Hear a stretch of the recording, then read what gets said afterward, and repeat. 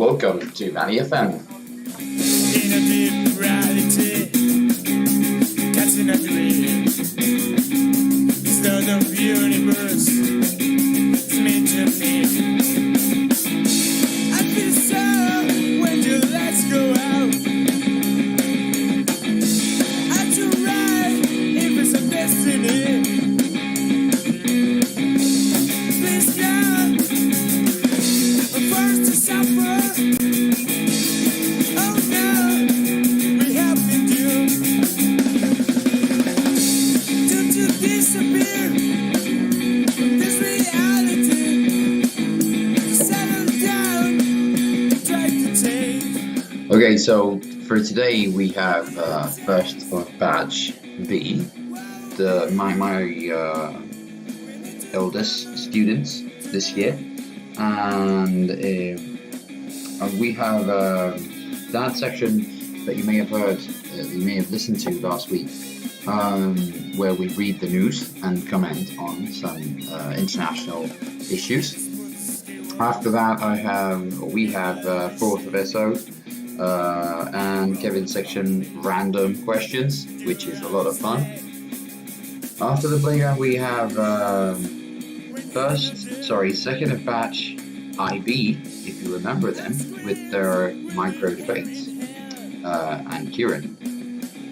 We hope you enjoyed today's show. I'm in the stream.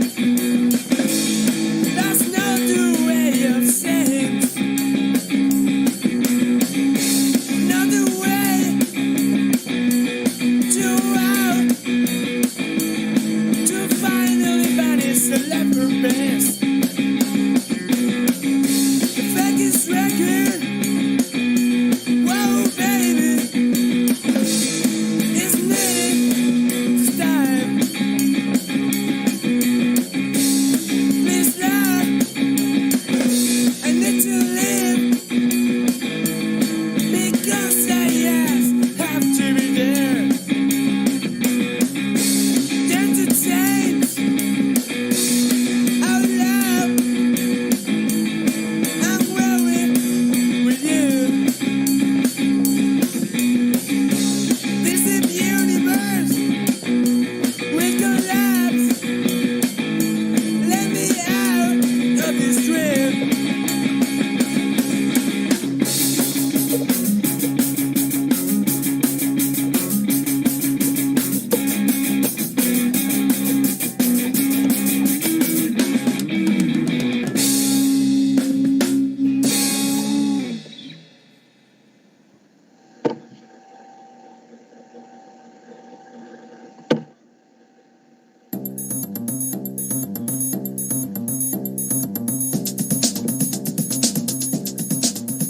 Right, and my students from first of baccalaureate are already here.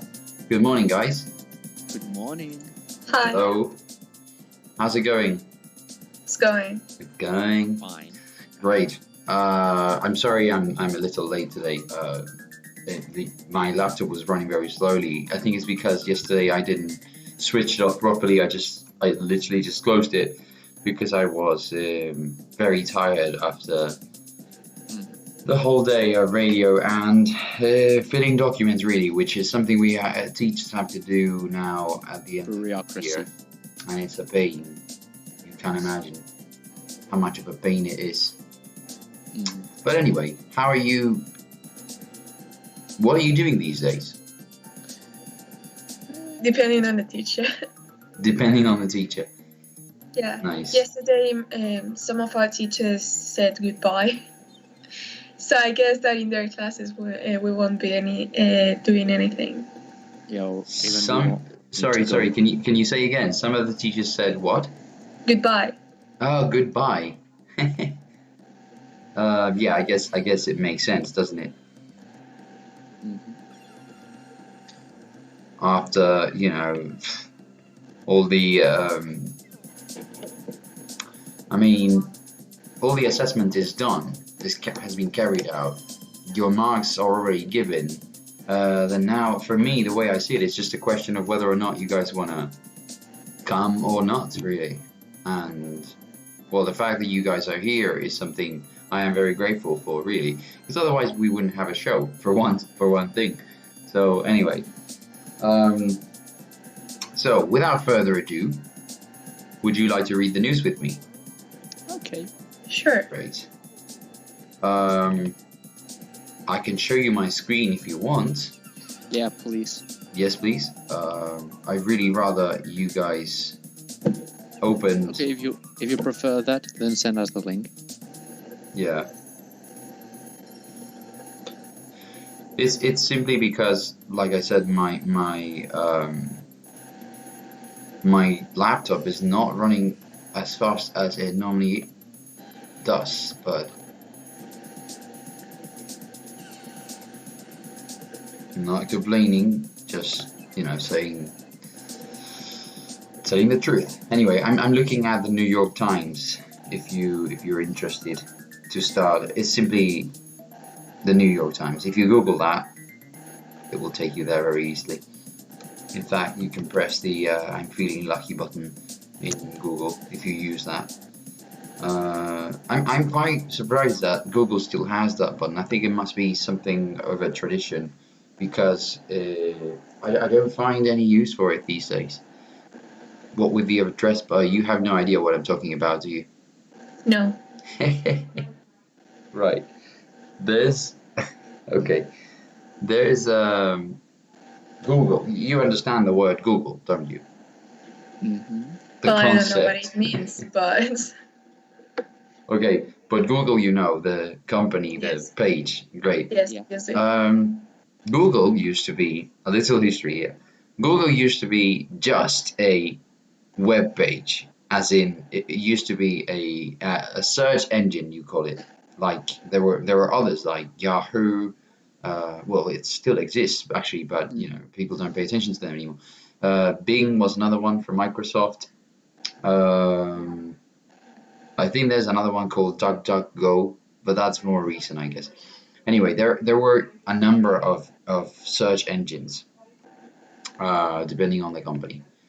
Google, for some reason, started being more reliable than the others, and better. I guess they moved themselves in a more intelligent way, company-wise. And now, after so many decades, they've come to be the company that we know nowadays. They even have their own laptops that they release, their own phones, I guess. I think. Anyway, and most importantly, they have their own browser, their own web browser.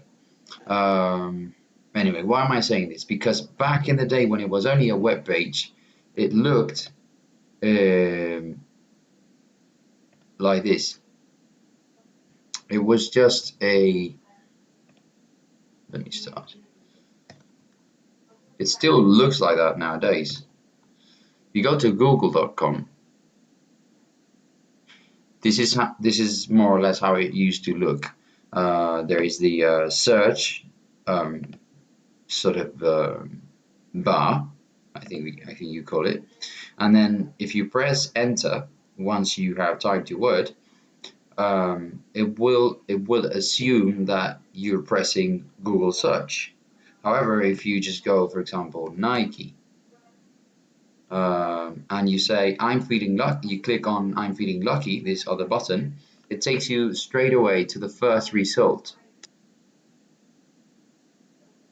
Because you think, you're feeling lucky in that you think the you have typed in the right word. What do you think about that? Cool, huh? I mean, it's something random that I don't know. I mean, just something random that I honestly never pressed that button because I had no idea what it made. But now that I saw it, it's like a random button. Yeah, it's pretty random. It's I pretty agree useless. with you. It is pretty random. I agree with you, but it still exists to today. So I'm surprised because I had completely forgotten about it until very recently when I saw it again. Because these days, what you really see is this is you just use the address bar in not just in Google Chrome, the web browser as we called it, in any sort of browser, Firefox, Edge, even Internet Explorer, Safari, all of those web browsers address bars are a search engine themselves. When you would be surprised, but this didn't used to be a search box. You could just type if you didn't type this www.amazon.es, for example. Imagine you only typed Amazon like that, it wouldn't take you anywhere. It would take you to a page that said wrong web page or something like that. You had to be specific about the web page, so you either knew the address you wanted to go to, or you had to use a web page such as Google, which is why Google became so convenient, I guess, and so trustworthy, because the first thing you did back in those days was to type www.google.com. That was the first thing you would do. You would go to google.com and then start your search from then on. But yeah, am I boring you with my old man story? This, believe it or not, was the normality, was the normal thing to do not so long ago, really, like 15 years ago, I want to say. Yeah, I don't know how old Google Chrome is, but not that old, really. Like, I don't even think it's 10 years old, Google Chrome. But anyway, let's get to the news. So it says here, I'm reading El País, the English edition of El País, of course. Right, it talks about Spanish Ministry of Foreign Affairs. The minister says that that they are still considering to quarantine people from the UK who arrived in Spain. Do you know why that is? Nope. Because the UK is fucked right now. That's a mild way to put it. Yeah. No, actually, yeah. To put it bluntly, yes. I think the UK is experiencing not just the UK, obviously, but if you compare one country and another, the UK is experiencing the peak now, or just about that we did a couple months ago. So, so when it was the worst of the quarantine for us, well, not the quarantine, sorry, the virus, really, because the quarantine is just a side effect of the virus being present in our country, but they had not had such numbers, such big numbers. So now that they do, is like, well, they're like 1 month behind us in overcoming the virus, let's say. Maybe 1 month is too long, but sort of like that, just behind us. The same way we are behind China and Italy, but just about behind them. Anyway, but yeah, why do you think? Look at what this says here. Speaking to the BBC, Arantxa González Leia said that the government could introduce reciprocity if the British government does not lift its requirements. So it's not about the UK being in a worst context, let's say, in a worst scenario than compared to Spain. Do you know what reciprocity means? Onto each other. Yes, very good. Yeah, we have a very similar word in Spanish, and it makes all sense to us. I think it makes perfect sense. Reciprocity means what you do to me, I will do to you in a good or bad sense. So in this case, it is a negative in a bad sense, because apparently, if you read this closely, the British government has the fact that they do not lift their requirements. That means that there are certain requirements for Spanish travelers into the UK. Does that make sense? Yeah. So for anyone who's living in Spain, not Spanish, but living in Spain, and flies into the UK nowadays, there are certain requirements which I suppose entail means something like involve, which involve being quarantined for a couple of weeks, just like many countries are doing that. I think France as well. For anybody who travels from Spain and from other countries as well, but obviously Spain was a big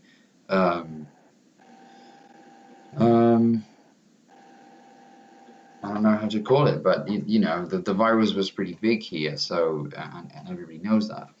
Anyway, so the government, the Spanish Ministry of Foreign Affairs, is saying basically that if the British do not lift, as in remove those requirements, then Spain will do the same thing to travelers from the UK. Now, what do you think about that? Do you think that's fair? Do you think that's what's the word? Stupid, because it's just seeing who has the longest stick? Great. Yeah. What do you think?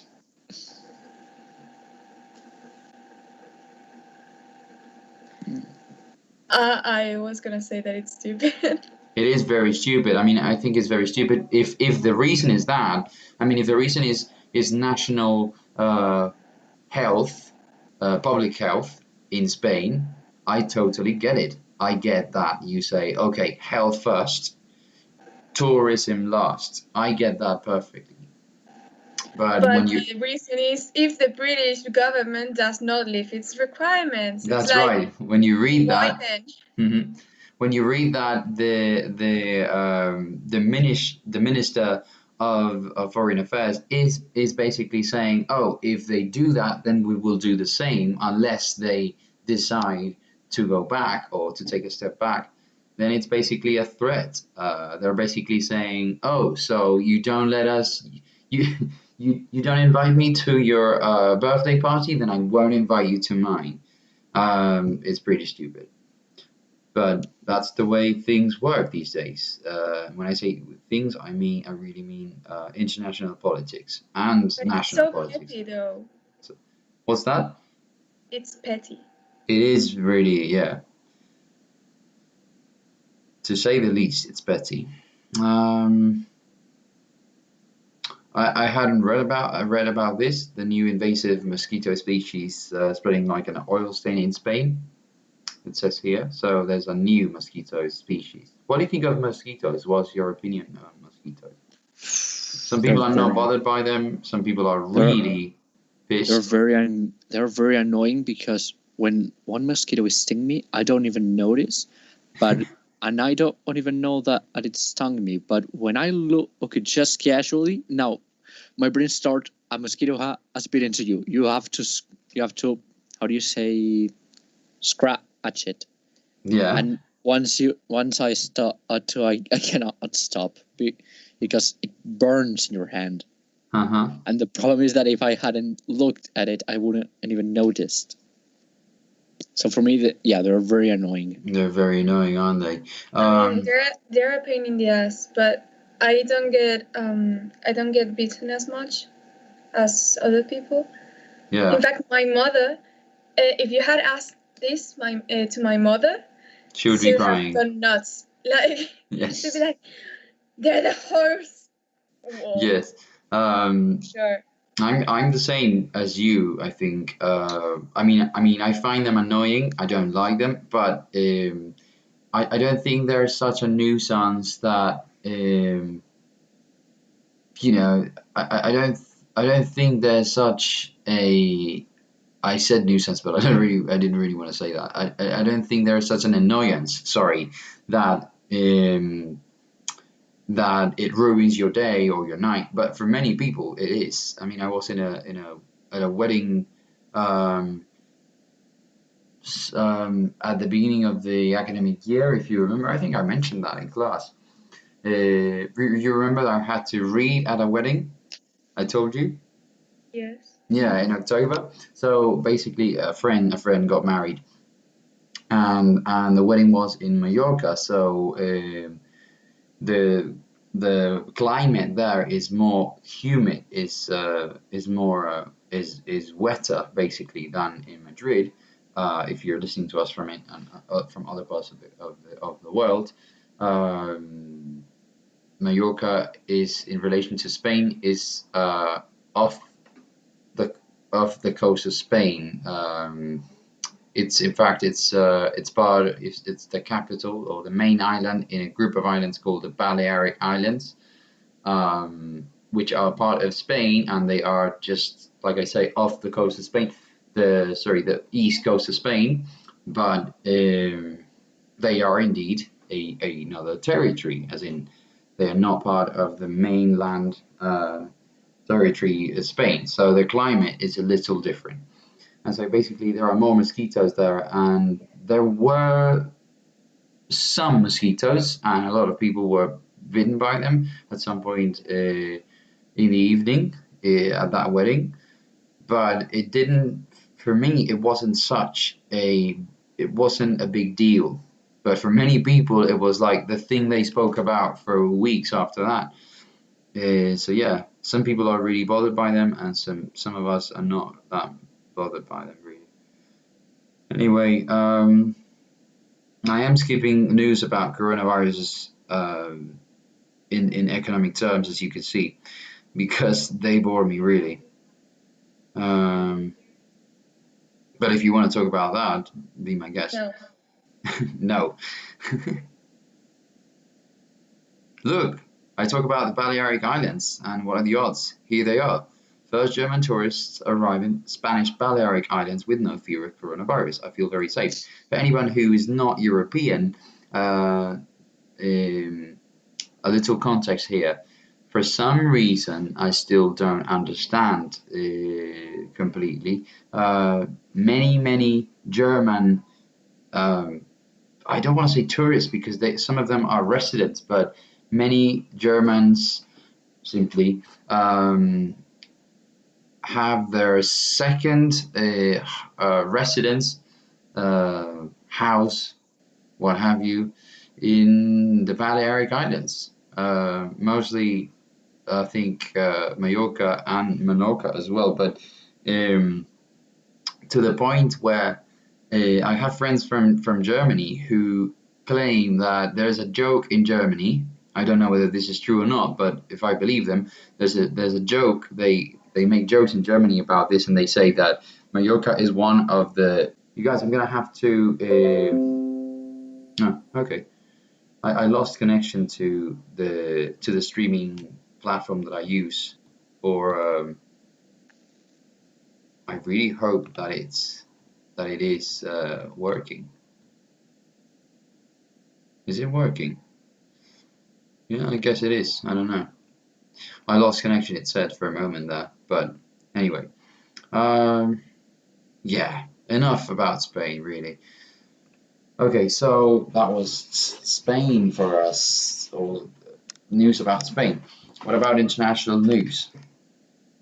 I'm especially worried about what the situation in the US, because it's getting really nasty. What with racism and coronavirus put together.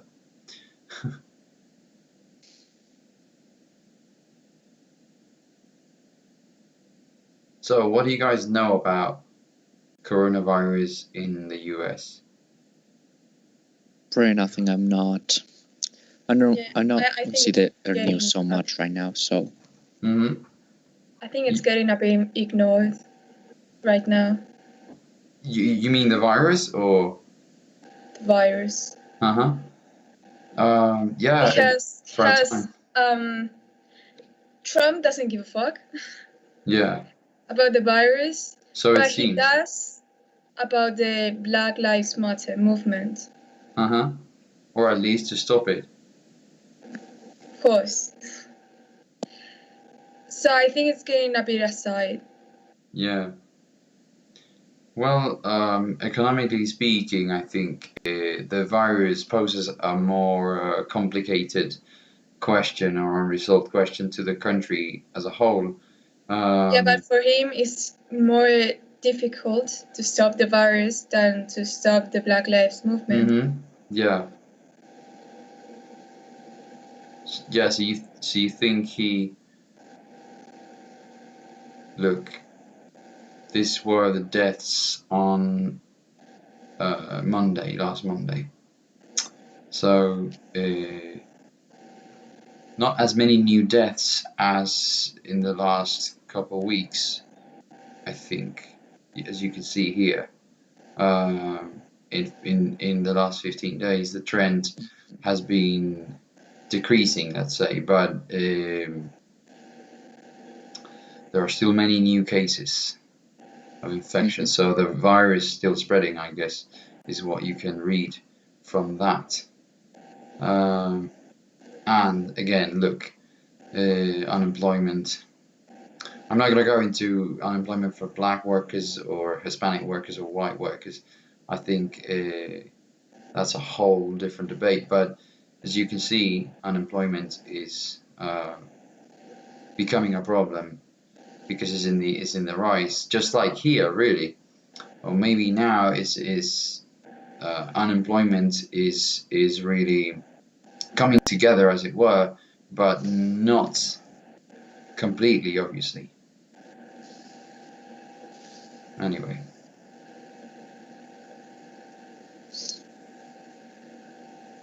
Let's look at the news in The Guardian. The UK.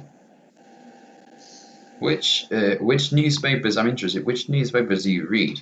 Because I read those three to start with, to get me started, and then if I really wanna read more about things, then I obviously contrast other newspapers from the same countries. Say, for example, if I'm reading something about the UK here, this is my preferred. The Guardian is my preferred starting point, let's say. But then I will go and check the Times, the Daily Mirror.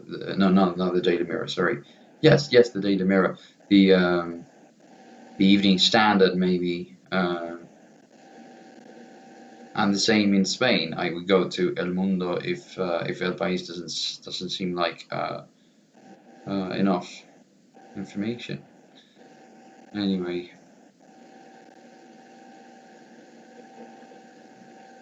what have you heard about or read about the leader in the Prime Minister in New Zealand? Nothing. I already told you that I'm not. Yeah. Really No, it's fine. This ready. is not an exam. It's just a nice conversation. I really don't know either. Because I've been reading. That's her right there. This woman. Because she is. She's a very popular character these days because New Zealand has the reputation that they contained the virus more effectively than other countries of the same area, considering that New Zealand is quite close to both China and Korea, if you think about it.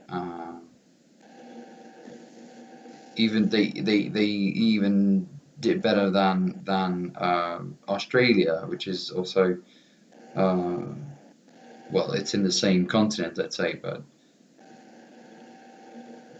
or it belongs to the same continent.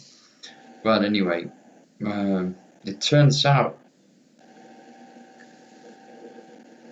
they're putting the quarantine in the hands of the military.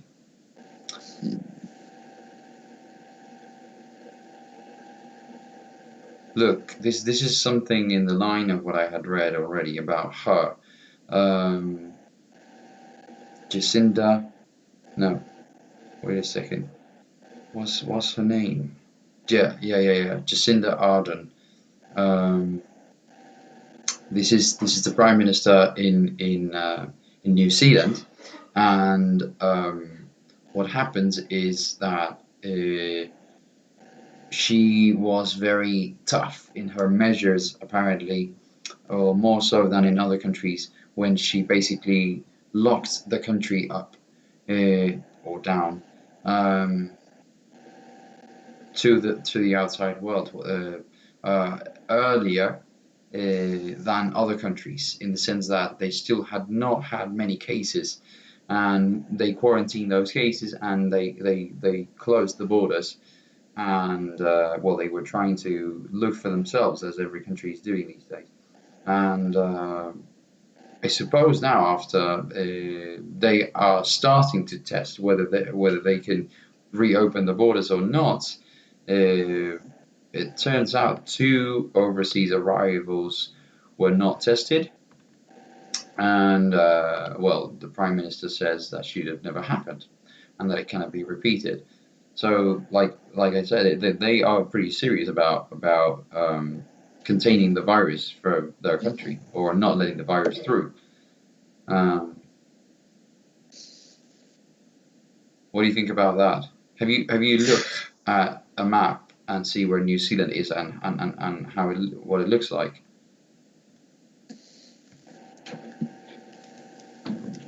Sorry, my mother came into my room, so I didn't. What does your mom think about New Zealand? No, I'm just I could kidding. ask her, but she's gone. Look, this is Yep. It's very small. Well, if you compare it to Australia, which is massive, it looks pretty small, but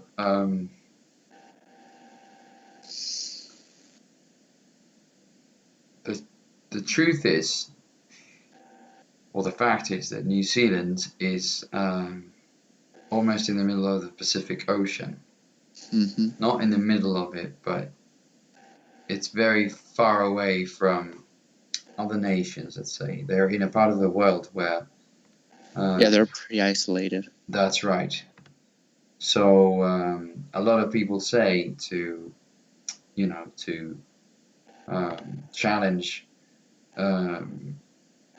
the good or bad management of the New Zealand Prime Minister, that it was easier for them because they are basically on their own in that part of the world. And well, it is a thought, actually, but with planes and stuff, people moving so much.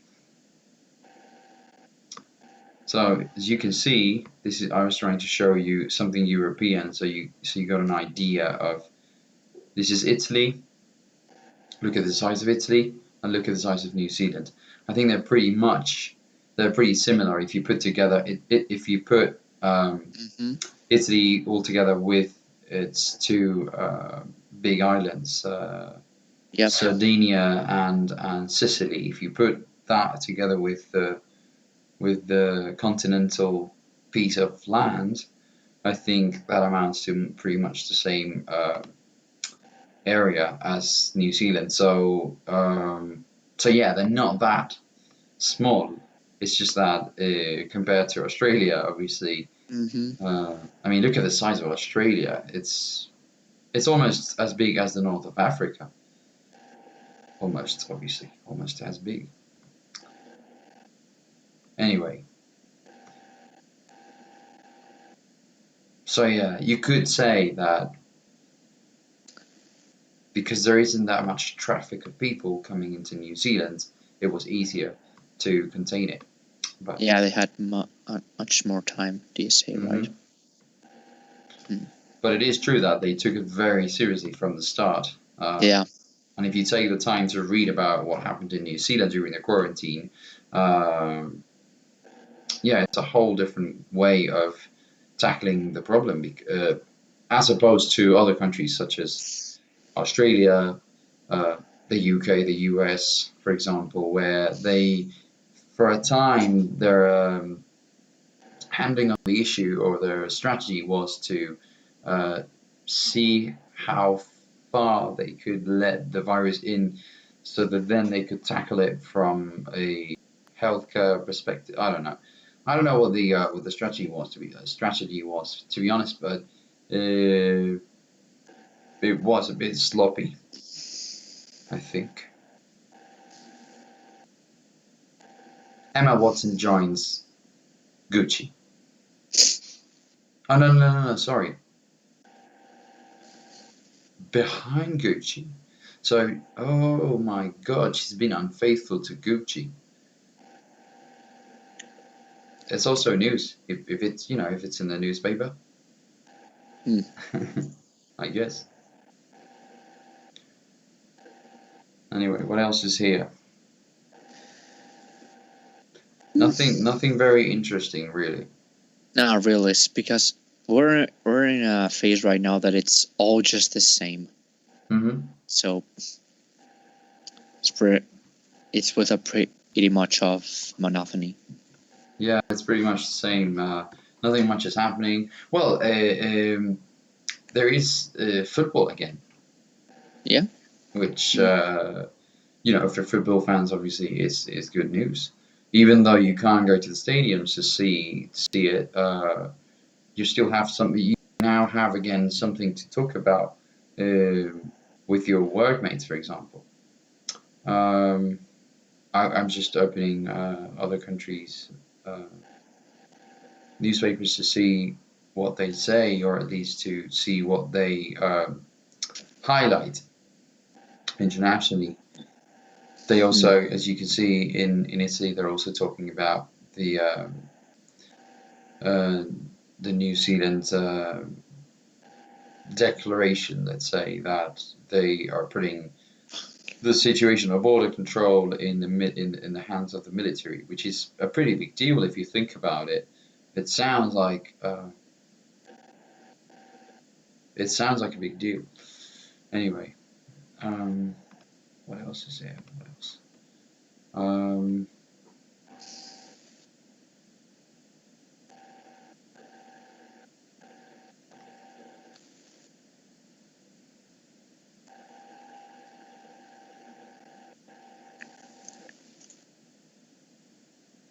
No.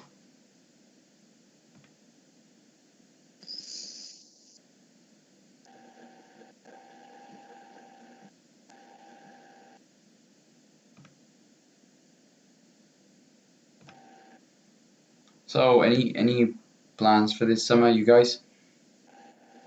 With your parents or on your own? Yes? What? Oh, I'm going to Puy de Fou. You're going to what? It's a theme park in France. Really? Yes. Wow. And so I take it you do you already have your tickets? You Yes. can't. You can buy tickets now? Yes, because the borders open in 1st of On July. the 1st I of think. July, yes. But is that a fact already? Yes. Uh-huh. Unless something very drastic happens, I guess. Don't jinx it. Donji? What? What did you say? Sorry. Don't jinx it. Oh, right. No, I won't. Don't worry. In fact, I'm looking forward to borders opening myself, because I'd like to go, I don't know, maybe to France or Portugal. We'll see. But yeah, I'd like to go to. And it sucks because I had like many trips with my family scheduled for May and April. Uh-huh. So So you obviously had to cancel all of those. yeah, actually the trip to Puy de Fou, it was I think in May. Mm-hmm. So that's why we rescheduled it for July. Mm-hmm. Yeah. So basically it sucked. Let me see. Is this how you Puy de Fou, right? Yeah. Why is there one in Toledo in Spain?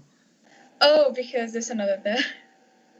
But Actually, it is we too have tickets for that one. really. Yeah. This is the first time. My brother loves theme parks. I never. I mean, I would have never said that there was one in Toledo.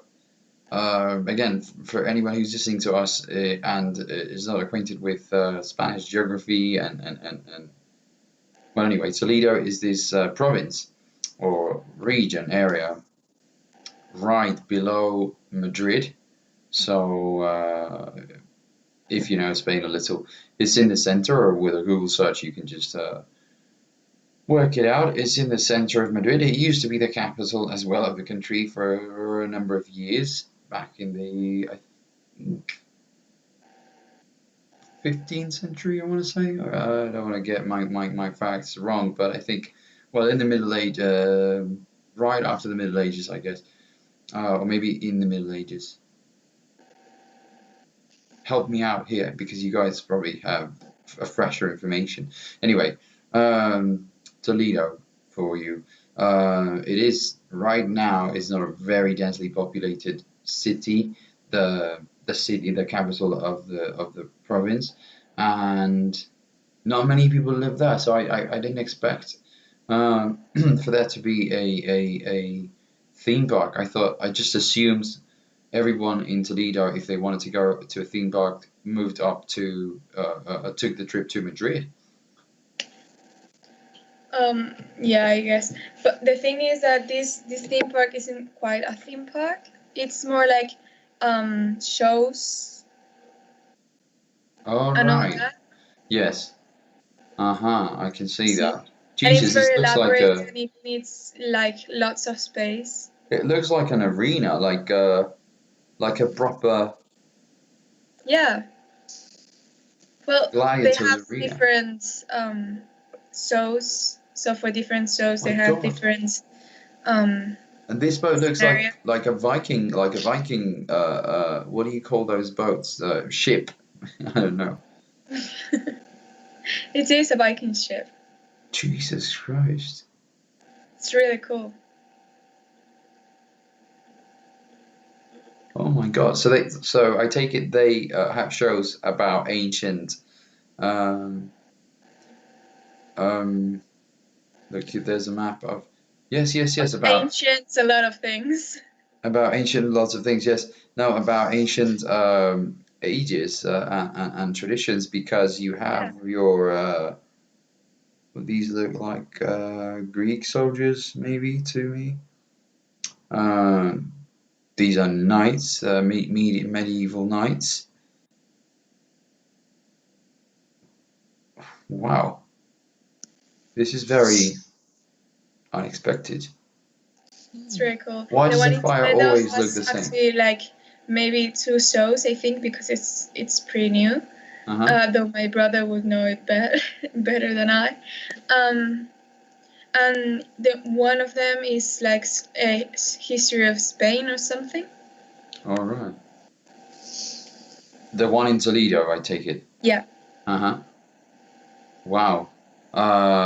You're making me want to go to this. Now I want to go.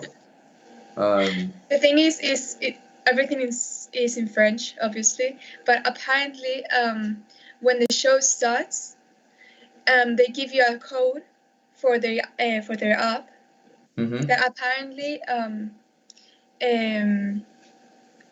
oh, what was this called? Well, they tell you everything that's being told, but in Spanish or another language. All right. So it translates, is what you Yeah, were translate. trying to say. Yeah.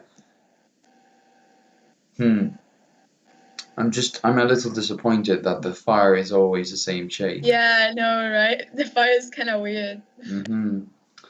But obviously, But it looks cool. yeah, it's pretty cool Not that like there's real actual fire. fire. Yeah, it's actual fire. Jesus, it's very. That one looks like mushrooms. So there are not like there's nothing in the way of roller coasters or anything or No. it's more like for spectacles and stuff for shows. Yeah. But it's really it looks pretty awesome. It looks legit. I'm really looking forward to the ancient Rome Coliseum. The Coliseum. Like, look at all those houses. It's pretty cool. Yeah. It is pretty cool. I didn't know about this theme park. To be honest, I had heard I think I had heard the name. I thought it was a clothes brand or something. I don't know what it was. I didn't know what it was. Anyway, thank you very much for joining me today, you guys. You're the best. And if you would like to, tomorrow after the playground at 11:10, more or less, is when we have our little movie review section with Kieran, if you remember. Do you remember that? Yes. No? Great. So I hope to see you there. All right. If not, I won't. Don't worry, I won't hold grudge or anything. I understand. These days, it's difficult to find the motivation to keep coming to this, but thank you very much for trying. You're welcome. Bye. Have a great day, you guys. Bye, you too. Bye. Bye.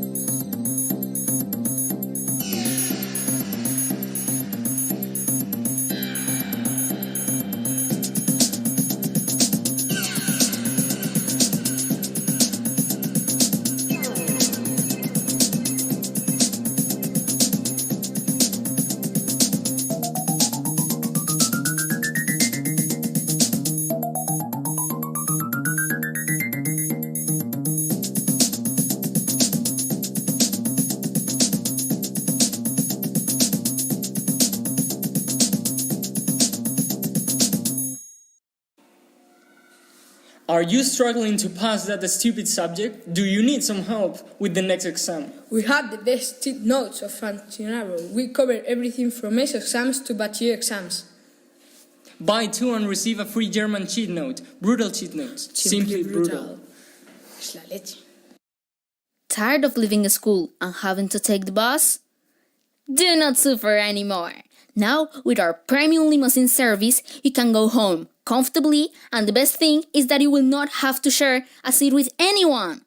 Before, at 50 euros a month, now only at 49,99. Do not miss this incredible offer. Call now and get your premium limousine service. Valley FM. Everything the light touches is the valley.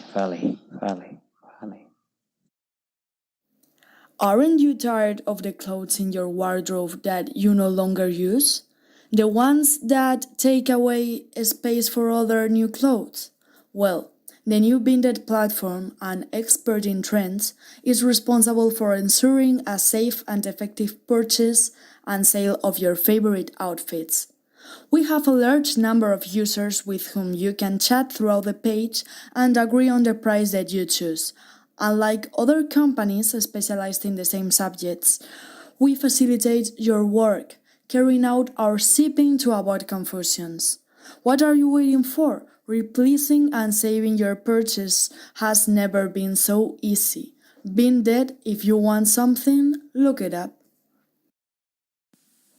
Are you tired of having to stop the radio or your music when you enter a parking or just when you remain without connection?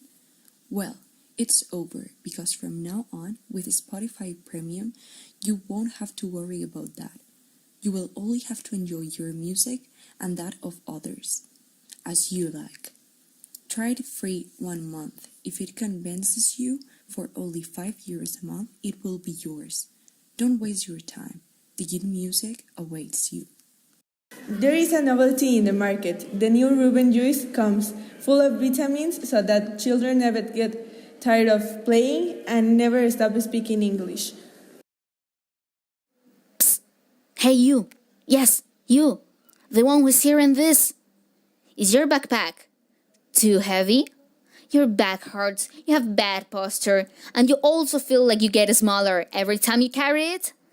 Say goodbye to all these problems with our new robot, the multifunctional charger. It has a platform that will carry your backpack without you noticing. It also comes with a built-in system that will straighten your back in 3 weeks of continuous use. Request it right now for only €120. And if you're one of the first 5 to call, we will send you the 300-page manual with all its functions at half a price. Do not miss out on this unique offer. Do you think your parents might kill you if they go to your tutorial? Do you want to be able to leave early whenever you want? Then you should hire our services. We offer actors to play your mother or father and go to your tutorials instead of your real ones. And give you fake permission to leave early. Only for a small fee. Call us. This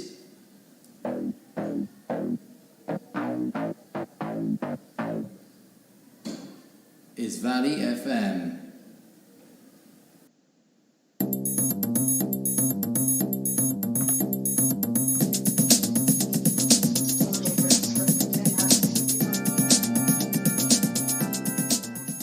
Okay, so as advertised, as promised, here is Kevin again. And I would say and fourth peso C, but they're not here. Hey, good morning. Yeah, we have a huge group today. Yeah, this is something that I could see happening at some point. That in fact, I was wondering when the time would come that we wouldn't have any students at all. But yeah, today's nearly that day. A grand total of 3 of us. But hey, there's always I always have an ace up my sleeve. If there are no students, what I'll do is I'll just I have pre-recorded material that I'll just use that I think is interesting that students do send me. So it's still the students themselves making the show. So we might. They've been preparing a lot of really great things. From the interviews to just different segments, everything that they've been doing has been really impressive. Yeah, some interesting guests as well. Mm-hmm. So you've been listening to the show regularly? Here and there. I haven't given you as much support as I would have liked to, but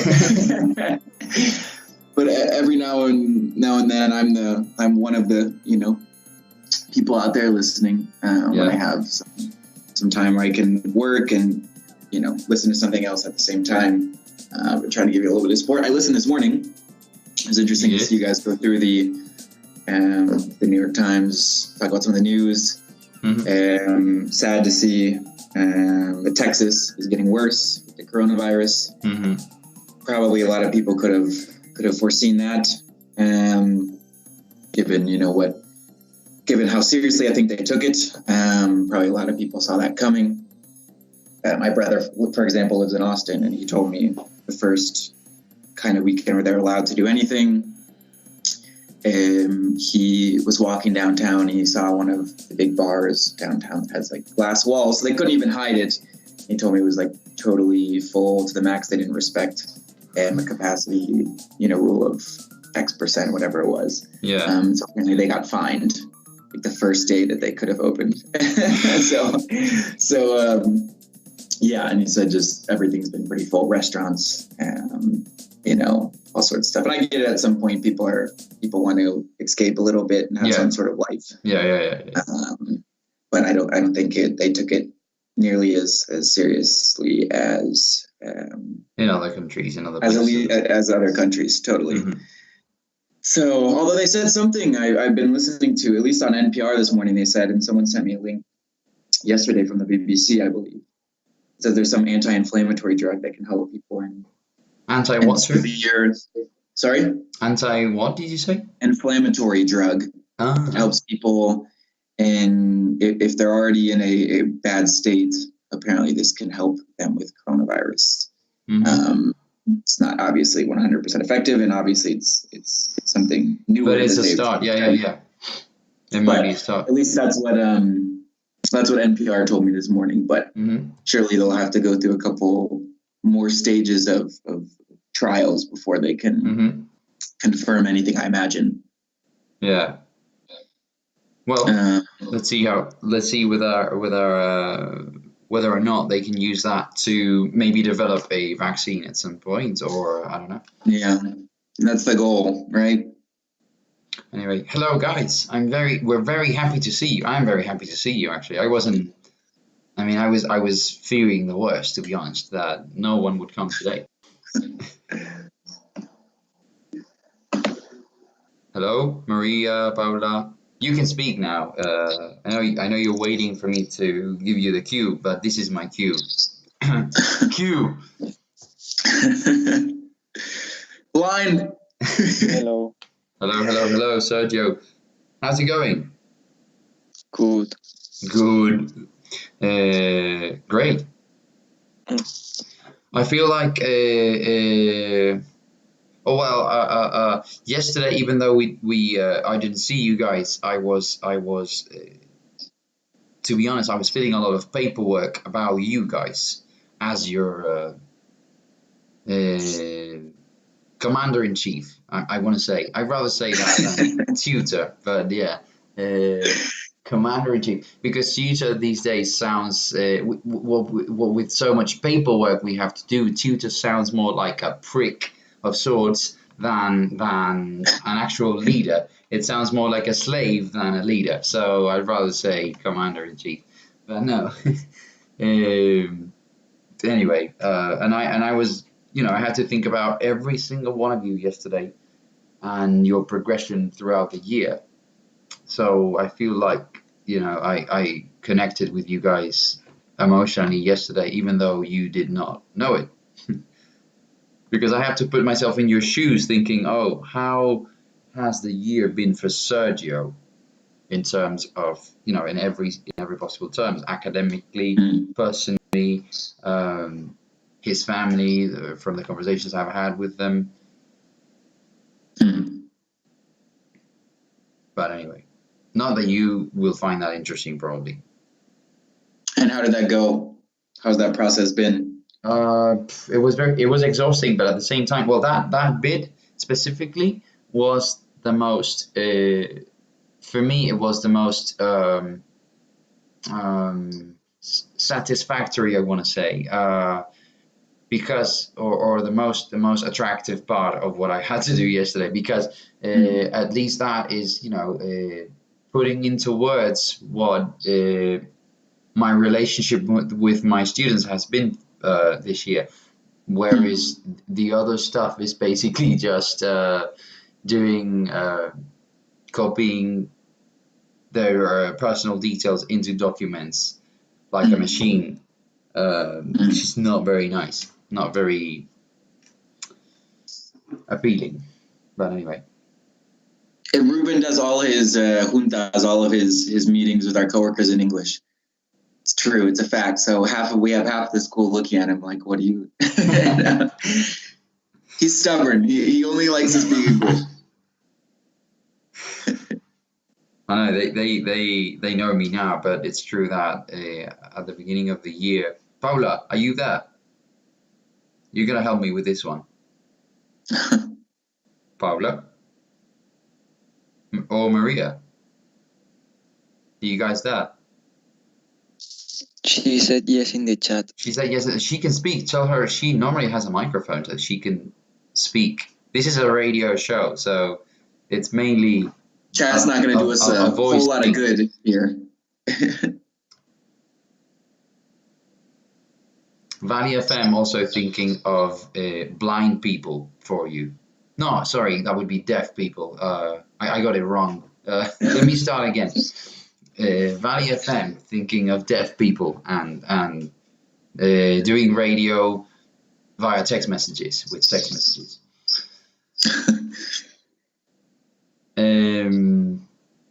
I thought blind, and then this was my train of thought. I was thinking blind because now we have to interpret Paula's comments in the chat. So I was thinking, for someone who is blind, this is good. But obviously, Paula, she doesn't speak. So anyway, so Sergio, what did you? I know I already asked this a couple of times, but you remember back in at the beginning of the year when they told you guys, well, this is the list of class, and they started roll calling you your names and said, and Ruben is your tutor, go with him. He has candy somewhere where he's taking you, and I took you to class, and there was no candy in the end. And well, basically, I explained how I was going to speak English with you at all times, not just in class when we were dealing with English, doing English. Also, every intervention or every interaction between you guys and myself should be in English, and that also every time I was with you within the same room or in the same space, that English should be spoken also amongst yourselves. What do you think of that? I don't mind. You didn't mind it? Is that what you said? Yeah, I don't mind. But what I mean is that did you believe it? Did you believe me? Did you think, oh, he really means it, or did you think, yeah, right? No, yes, I believed you because you've done that throughout many years. Great. So you already sort of knew about this. Yes. Okay. You'd heard about it, because I asked this question a couple of weeks ago through a questionnaire that I passed around in the class, and I was very amused to read that a lot of people said I thought you were bluffing at the start. They just, a lot of people just assume that at some point I would just get tired of telling you to speak English or something, and it hasn't been like that. So, I mean, I'm not tired of telling you to speak English. It's not a problem for me. I think it's extremely impressive.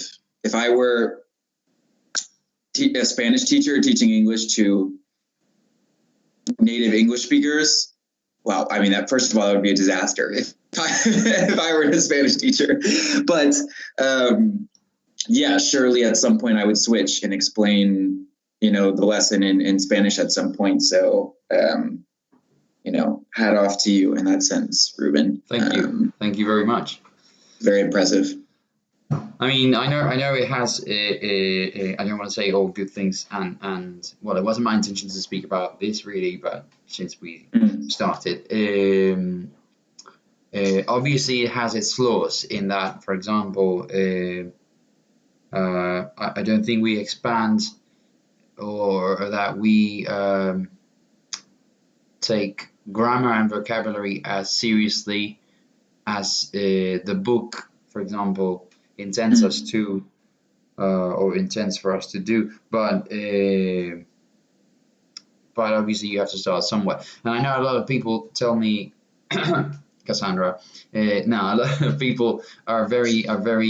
I've spoken with Cassandra about this many times. She tells me that she's very critical of the swearing thing, of the cursing thing, because it's true that I don't think I encourage it, but obviously I can't be impartial.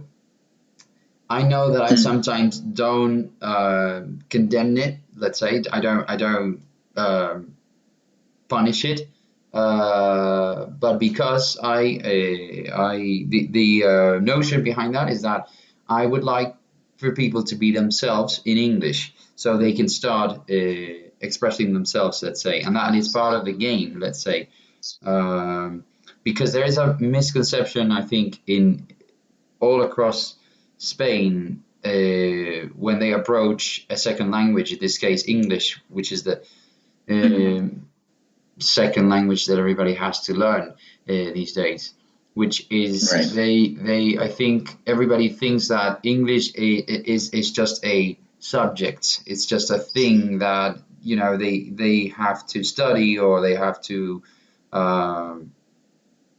put up with in a way, and I try to show with this that it is merely a vehicle.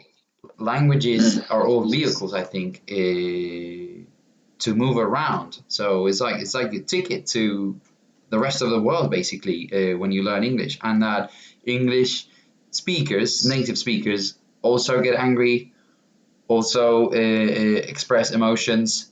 They also it doesn't send a good message, is what I'm trying to say, when a teacher, for example, says, okay, now I'm serious, and because this is serious, I will speak Spanish now. Because it doesn't, I don't think it sends a good message. It's either all or nothing. If there was, this is something I've always thought about, but if there was a fire in the school, I would still speak English to my students. And have them, it's the truth, because I don't see... Everybody stay calm. That's right. Keep calm and carry on. No, but... I'm imagining Steve Carell from The Office screaming as loud as he can. Everybody stay... I'm pushing people out of the way. I think you make a really good point in that it kind of demeans the language, right? When you... Well, the use of a second language, for example, when you just switch to one language to talk about serious things, inevitably people, then think, oh, well, if anything is, if he's going to say anything of value, it's going to be in this language. So I can kind of zone out when he's speaking this language. That's right. You're learning. As far as the swearing, I would say it's probably something cultural. I think. Well, I don't think I know from personal experience that, first of all, swearing is better in Spanish. There's better options. So I think it's something more cultural, and students are allowed to get away with it more in Spain, for example. Cassandra and I probably would have been punished if we spoke like some of the students speak, and not just at Al Valle. It's not in the Valley. It's not to say that there's anything unique about this school. It's across the board. All the schools that I worked at in Spain, there's there are just certain things that are okay, that are understood as all right. Whereas if I spoke like that in Texas, my parents would be getting a lot of calls. So I know that's something, and it would have been a good weekend for them. So that I think is something cultural that probably sticks with Cassandra and I, because believe it or not, Cassandra does swear occasionally. I know, right? She always says that to me. She says, "I swear." I don't think it's necessary, and I know, and I absolutely agree with her. I just wish there was a way I could, mix those two worlds. The world of, in fact, it's what I try, but I don't always succeed in convincing my students that there's a better word to say that. For example, even though that's the first option, because it would be, as you say, the first option in Spanish as well, that, English is different, and that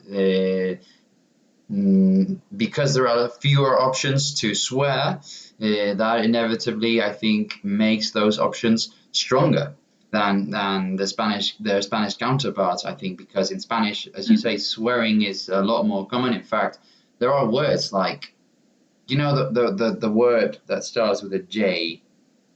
Yes. That basically is the F word in Spanish. Sometimes there are equivalents to that word that children say from a very young age. Like when they say change one letter. Yeah, when they say like "joe," meaning they're basically complaining, and what they're saying is the F word in Spanish. But that's okay. Nobody thinks that.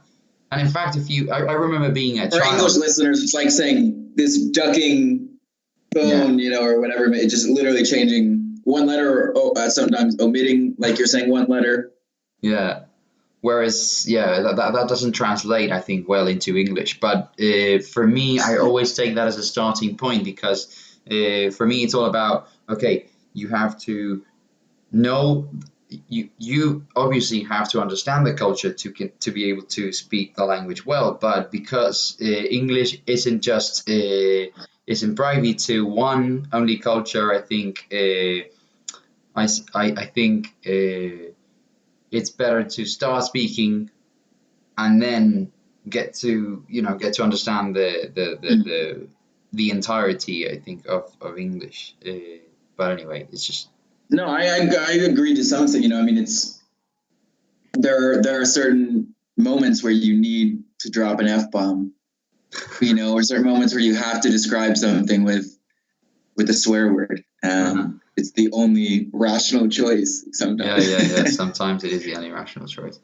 And also, if you set a good example, for example, I guess I do say a lot of the word shit. I do say a lot, but other words, for example, I don't use that often because I don't even swear that much in Spanish. Only, as you say, when I'm angry, when I've had enough of something, let's say, and I am in the right environment, context, let's say, to use that register, because that is something that I like to tell my students about. Once they have acquired a good level of communication, that's when you can, because I just think it's the same thing when you learn your first language.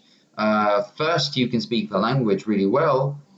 It is only then that you are given advice for things such as register, context, where you can use certain expressions and where you can't.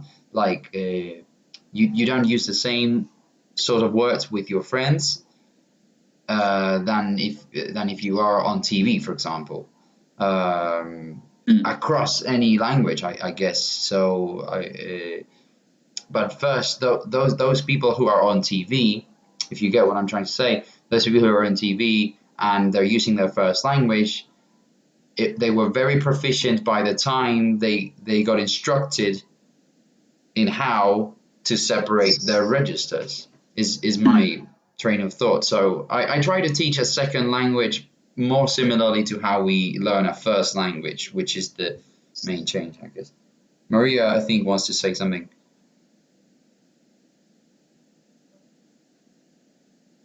No, I was only trying.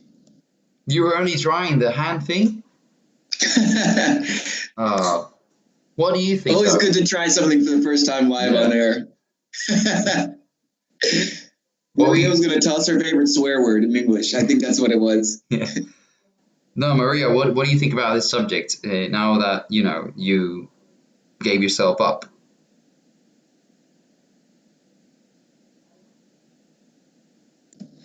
I don't know. What did you think about I know you have an opinion about this because I read it. I read it from the questionnaire. I don't mean the swearing bit, but if you want to elaborate on that as well. But did you think it was useful? And try to be as honest as possible. Try to imagine I'm not here, and in fact I won't take it badly because I need feedback in order to improve the system that I have developed throughout the years, basically, because it's what I do. Sometimes it looks like I'm all about improvising and doing fun stuff, but there is a lot of thinking behind all of that.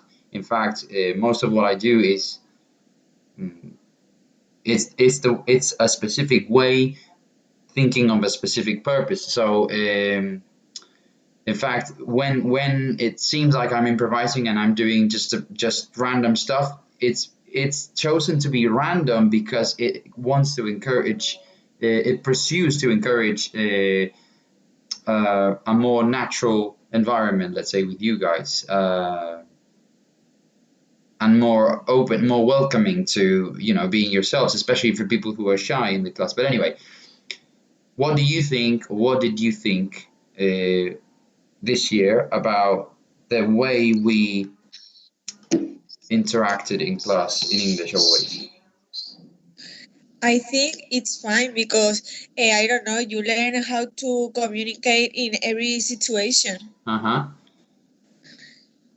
So, I don't know, I think it's fine. Mm-hmm. Do you, and sorry to, use such a comparison, but do you feel the difference with your sister, for example? No, I don't know. I don't speak with her in English. Oh, yeah. Well, you never speak English to her. For anybody who doesn't know, Maria has a twin sister. She's her same age, and Lucia is her name. She's not in my class, so I would like to know. I'm interested to see if she can see any differences in the line of fluency, basically, which is what I always what is always in my mind, in the back of my head, basically, what I'm trying to. Lucia could hold her own. Yeah. Yeah. Well, she's a good English speaker. It's probably a bad example because both Lucia and Maria are great students. So great students, right? The teacher doesn't really make a difference, I think, there in that sense. But yeah. Well, I can say, for example, like Miss Paula, I think has improved a ton. Because I saw her last year. I had her in a class last year, and I think she's improved a ton. And it may be something just with another, having spoken or having English class for another year, getting older, taking it more seriously. But I would also say, I think she really did great in this environment. I think she volunteered a lot. I think she put in a lot of work, and it really showed. I think I don't remember, but last year I only had half the year here last year with these guys. But I want to say I had a couple more. I think I had Sergio. At least I saw Sergio for a little bit of the end of last year. And I think he's totally rocked it as well. So I know, at least from last year to this year, these guys have improved a ton. I know you were gone, Rubes, so maybe it's been a couple years since you had these guys. If you had them before, maybe no, you didn't. I hadn't actually. No. These guys never. Yeah. Mm-hmm. No, because I normally teach. Sorry, no, because I normally teach from third of SO onwards. So when I left, these guys were in second, and even though I'd had them for a couple substitutions, and some of them were with me in the radio, Sarah was, for example. That's all. That's the extent of the relationship I had with them at the time. Yeah, so I can see that there is definitely growth in that sense. It's kind of hard to compare classes and I don't know, between teachers and groups. My brain doesn't work like that. I'm not smart enough to to evaluate that. But I know at least I can speak on some of these students, and I know that they've improved. So I'm glad that I hope they've enjoyed it, because it has been good, very, very good for their English. We've put a lot of effort as well, you and myself, into getting them to speak English. I mean, to think that we marked, we talked about this another day, but we marked trials in class so that they, I mean, it's not like they are going to use that language in real life, but I think the skills, for starters, because I don't think the language we use is the same language they use in Chord, but it's based on movies and series more than actual real life, because we don't know what it is. To be honest, I don't know myself what it's really like, and the average English speaker doesn't either. I mean, it's something very, very specific to a trade. Typically, people want to stay out of court, so it's probably a good thing that the majority of our students and Americans and wherever you're from, don't know the lingo. That's probably a good sign. Hopefully, to all of our students, hopefully the mock trials this year are the only trials you will ever have to experience. Yeah. Unless you're out there fighting for social justice, that would be one.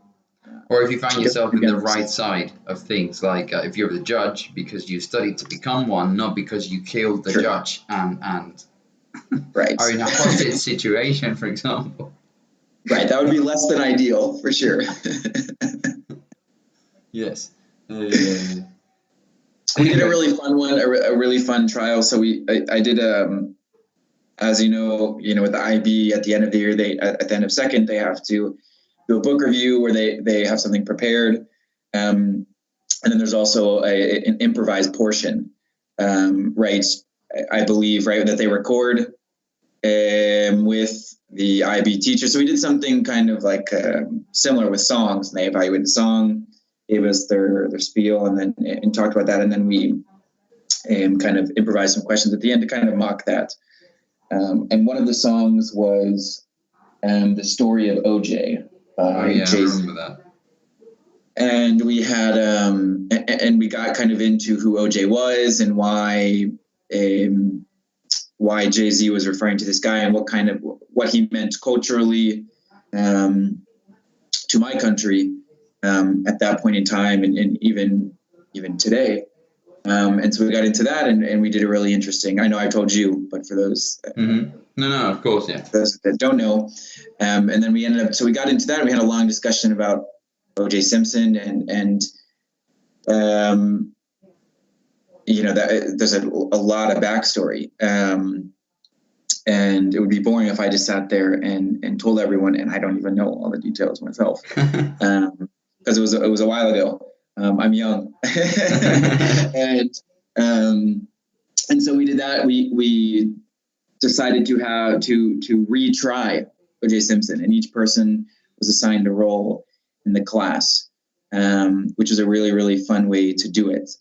And they were great. They found a ton of evidence and formed some really good arguments and put some of their classmates in really awkward positions, saying that they were a racist LA police officer and played videotapes of them, using explicitly racist language and things like that. It was powerful, and they got to see kind of a real life case. With our cases, we did more research relevant to the day-to-day things that happen in class, maybe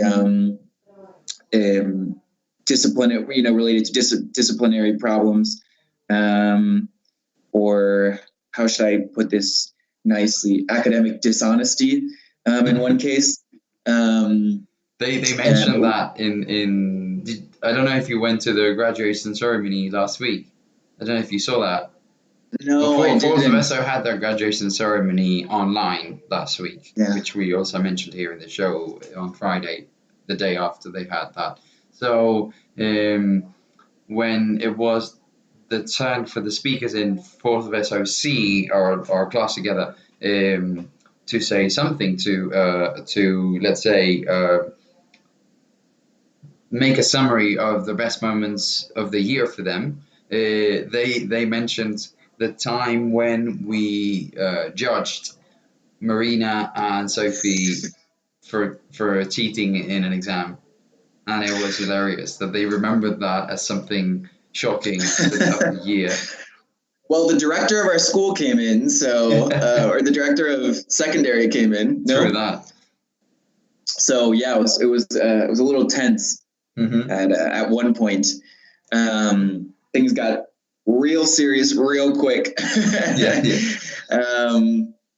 So that was that was a great moment. But I would be interested to see if this O.J. Simpson trial worked with another class, because these students, this group that I did it with, found it very interesting.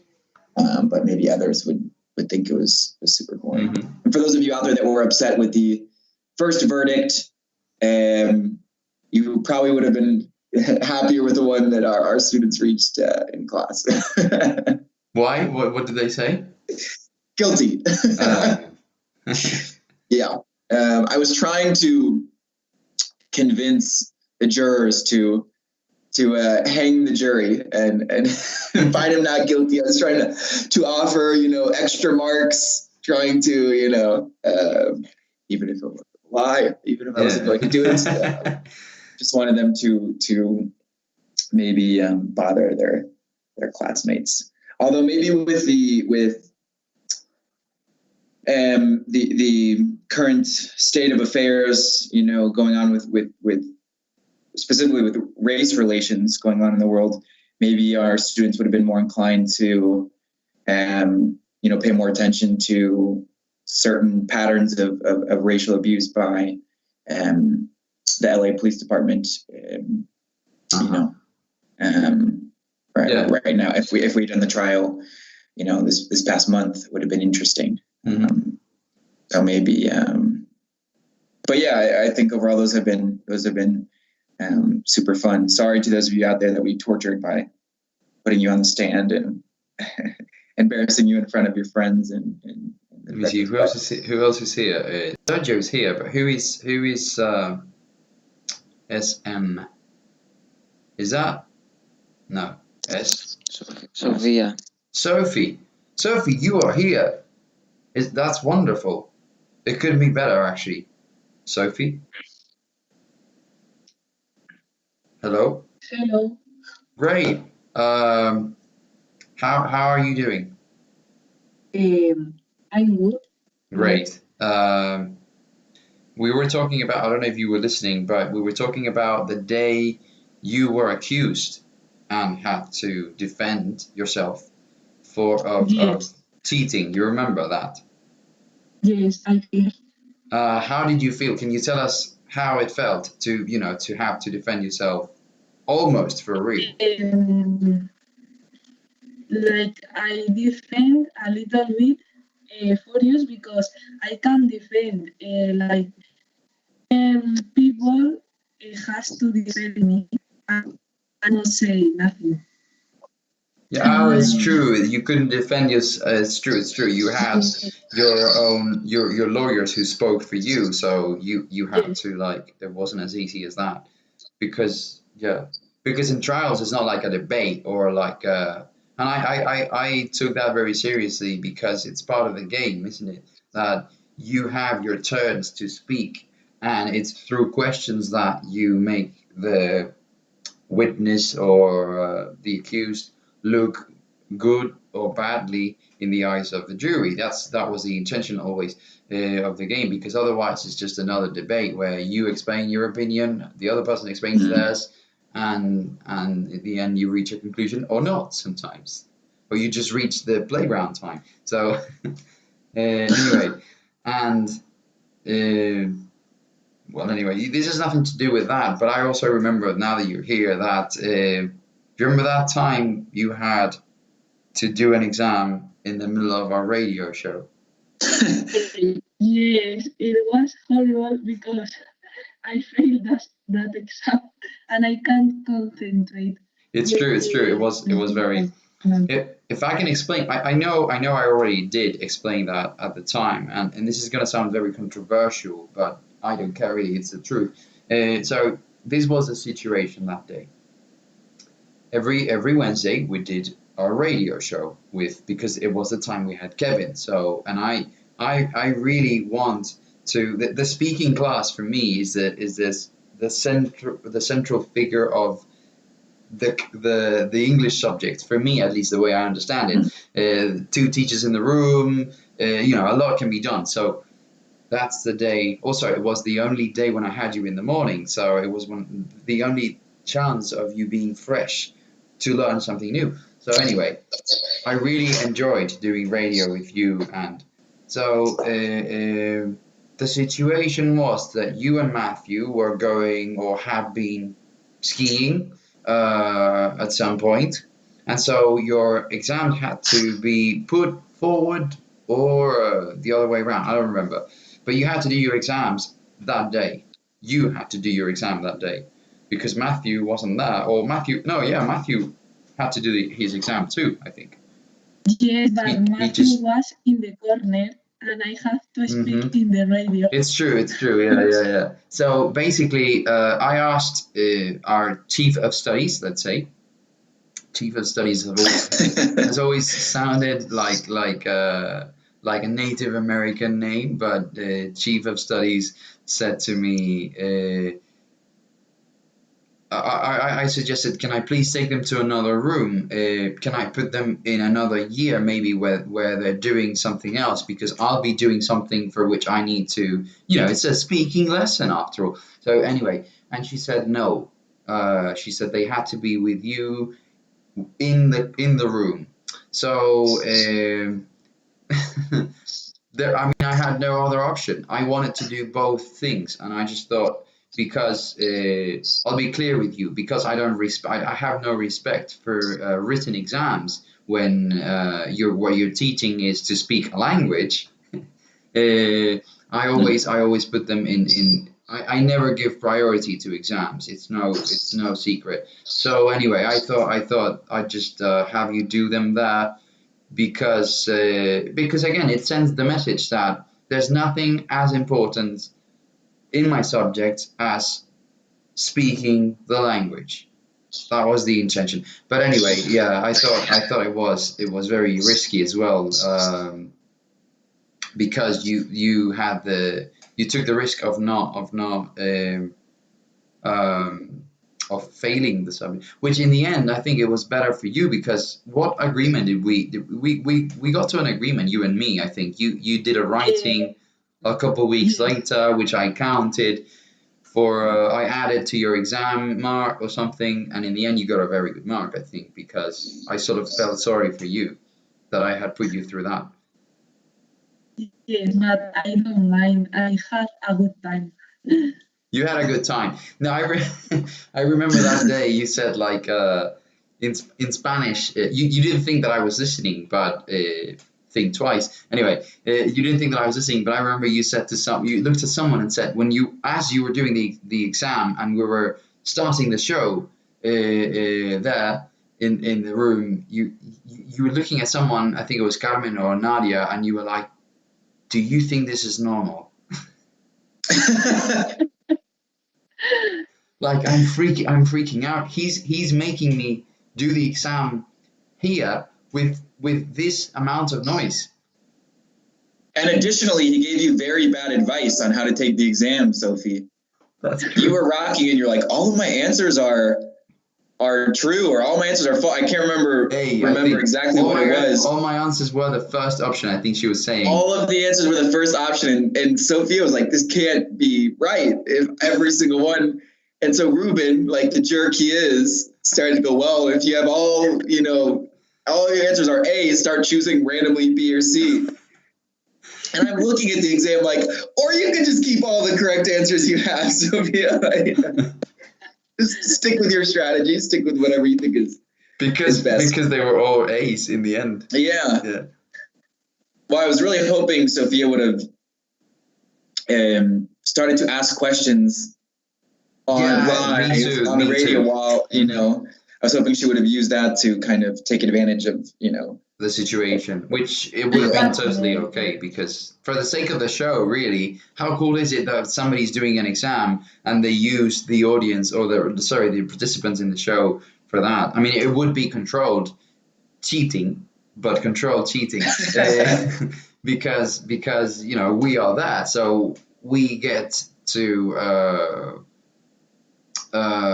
let's say assess or evaluate the quality of the answer your classmates give you or we give you. Anyway, how did you feel that day? Please tell us something. Well, I feel nervous, because there was many people talking and I can't concentrate.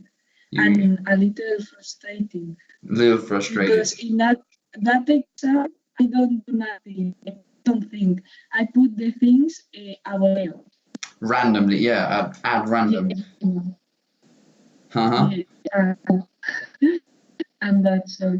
Like, I have 2 points something, and I think I was going to have 1 point. Yeah. You scored 2 or something like that. It's true, you were not very happy about that exam, but anyway, now that we're talking about it, I thank you for your patience, really, because things obviously didn't turn out the way I had planned them.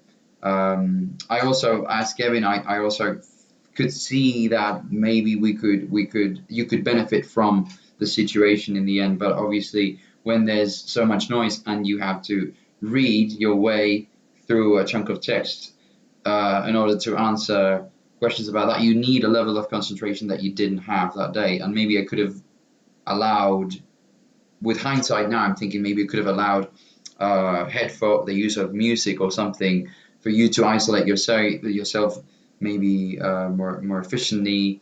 I could have picked the music. I don't know. I don't know.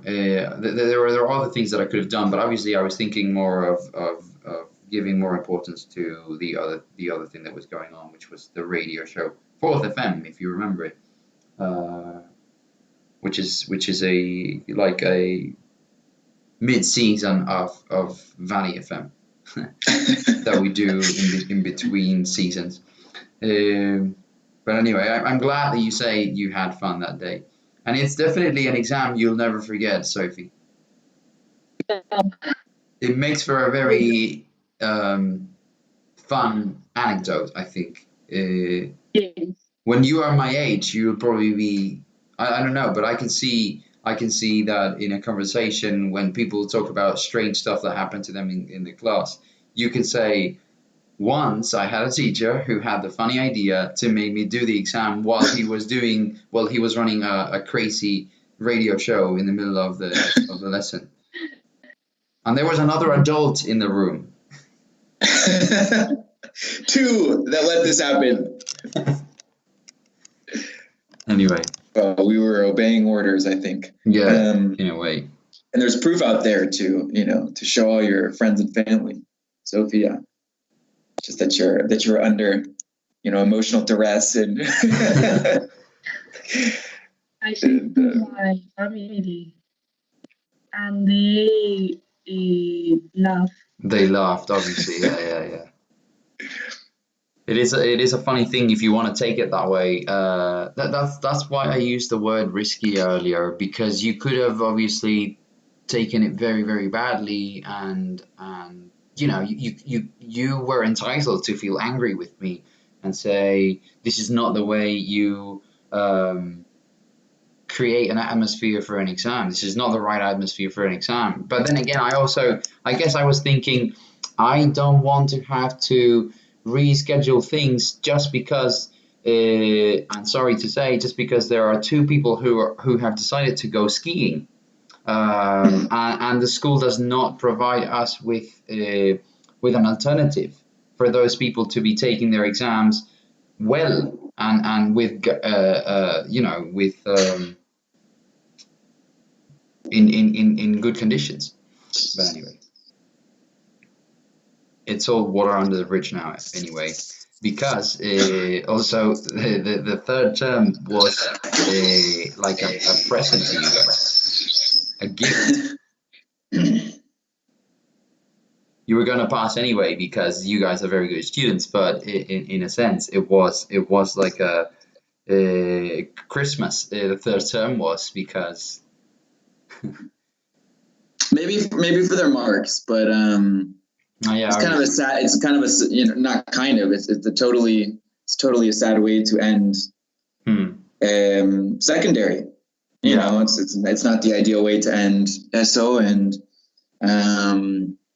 yeah, I know it's important for you guys to see your friends. These are probably a lot of the people you guys have grown up with, and so that's a pretty terrible way, I'd say, to end. Maybe some of your friends are going to go to different schools in bachillerato or take different career paths or whatever it may be. So as far as a mark, yeah, it might have been better, but yeah, but definitely Ruben, you and I and the rest of our coworkers, we're adults and we have our friends from other spheres of our lives and other times of our lives, but these guys, probably a lot of their buddies are concentrated in the school. So yeah. it's probably tough for you guys. I got to sleep in an hour and I had an hour less of travel in the afternoons for my commute, but I'm sure for you guys it was probably less than yeah. Okay, that was all we had time for in this hour, this session. Thank you very much, Kevin, for speaking with me, basically. And thank you for having me again. What did you say, Sergio? The final marks. Final marks, what? Like, when will we be able to see it? To see them, I think you can see them in FIFAM now, from last Friday, I think. But the final. Yeah. They should be there. I think they have been there for a while, since last Friday. But if you don't see them now, it's because the school hasn't released them yet, and that means that you'll have to wait until the 30th of this month to get your mark sheets, the official, the bulletins, I think we call them, the paper with the marks. Next week we're going to read out everybody's marks live on air. Name and mark. So if you guys want your marks, you have to show up to class next week. No. Of course not. Sergio, does that make sense? Yes. Go check FIFAM. If that's what you came, if that's why you came today, I am very sorry. Otherwise, go to FIFAM, because that's officially the way you see your marks these days. Anyway, have a great day, you guys. Bye. Bye, guys. Thanks, Ruben. Thank you. Bye.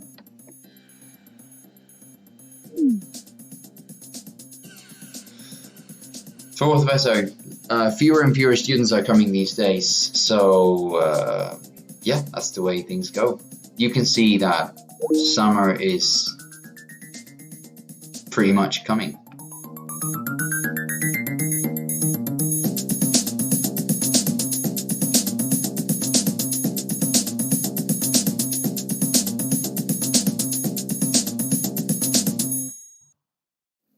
Aren't you tired of the clothes in your wardrobe that you no longer use? The ones that take away space for other new clothes? Well, the new Vinted platform, an expert in trends, is responsible for ensuring a safe and effective purchase and sale of your favorite outfits. We have a large number of users with whom you can chat throughout the page and agree on the price that you choose. Unlike other companies specialized in the same subjects, we facilitate your work, carrying out our shipping to avoid confusions. What are you waiting for? Replacing and saving your purchase has never been so easy. Vinted, if you want something, look it up. Are you tired of having to stop the radio or your music when you enter a parking or just when you remain without connection? Well, it's over because from now on, with Spotify Premium, you won't have to worry about that. You will only have to enjoy your music and that of others, as you like. Try it free 1 month. If it convinces you, for only €5 a month, it will be yours. Don't waste your time. The good music awaits you. Do you think your parents might kill you if they go to your tutoria? Do you want to be able to leave early whenever you want? Then you should hire our services. We offer actors to play your mother or father and go to your tutorials instead of your real ones. And give you fake permission to leave early. Only for a small fee. Call us. Are you tired of watching Netflix alone? Did you cry watching The Kissing Booth? Do you want a Marco Diaz or Adriana Agreste in your life? Do you spend more time in the friend zone than in your own home? Then download Salupa, a dating app for El Valle students. With this app, you will find your own Noah Flynn. Salupa, the best choice for your lonely life. There is a novelty in the market. The new Reuben juice comes full of vitamins so that children never get tired of playing and never stop speaking English. Are you struggling to pass that stupid subject? Do you need some help with the next exam? We have the best cheat notes of Francinaro. We cover everything from MES exams to BACH B exams. Buy 2 and receive a free German cheat note. Brutal cheat notes. Simply brutal. Es la leche. Have you ever dreamed of being able to know what someone is thinking? Imagine knowing everything that people think of you without them really knowing that you read their thoughts. Here at Valley FM, we bring you an app called Did You Know That? Download it now. Valley FM. It's not the Valley of the Fallen, it's the Valley of the Rockers. Tired of leaving school and having to take the bus? Do not suffer anymore. Now, with our premium limousine service, you can go home comfortably, and the best thing is that you will not have to share a seat with anyone. Before, at €50 a month, now only at $49.99. Do not miss this incredible offer. Call now and get your premium limousine service. The Savage Madrid is back one more year, and this time better and bigger than ever. If you have never come, you should do it without even thinking about it. This edition will be held in October, on the 4th and 5th. The schedule will cover from 11 a.m. till 2 a.m. This means that you will have the privilege of enjoying more than 16 hours of your favorite music, live and without interruptions. This year you will be able to hear singers like Funzo and Baby Loud, Cruz Cafuné, Cace, or Arce. Don't think it twice and buy your tickets that are already on sale. Remember, Savage Madrid. This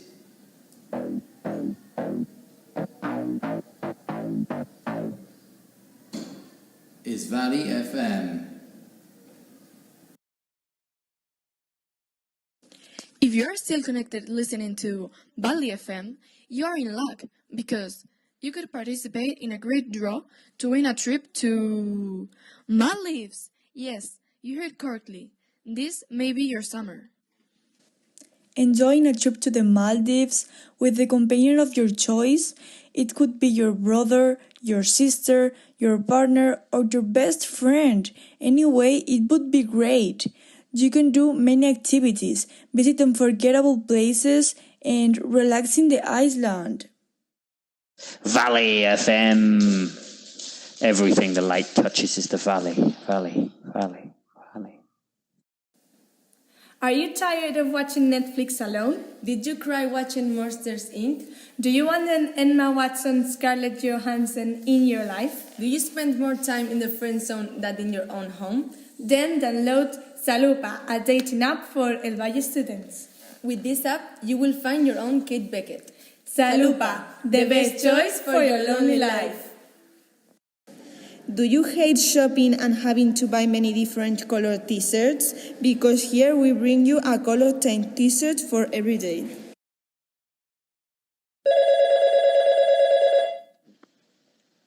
Hey, did you hear Valley FM's back? That's groovy.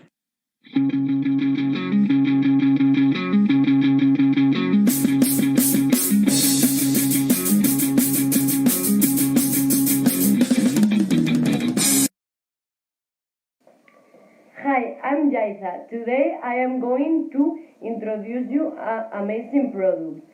These are the new headbands. They are in many different colors and they also are perfect for any occasion that you want to put it.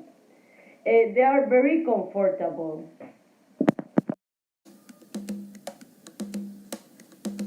You're listening to Valley FM.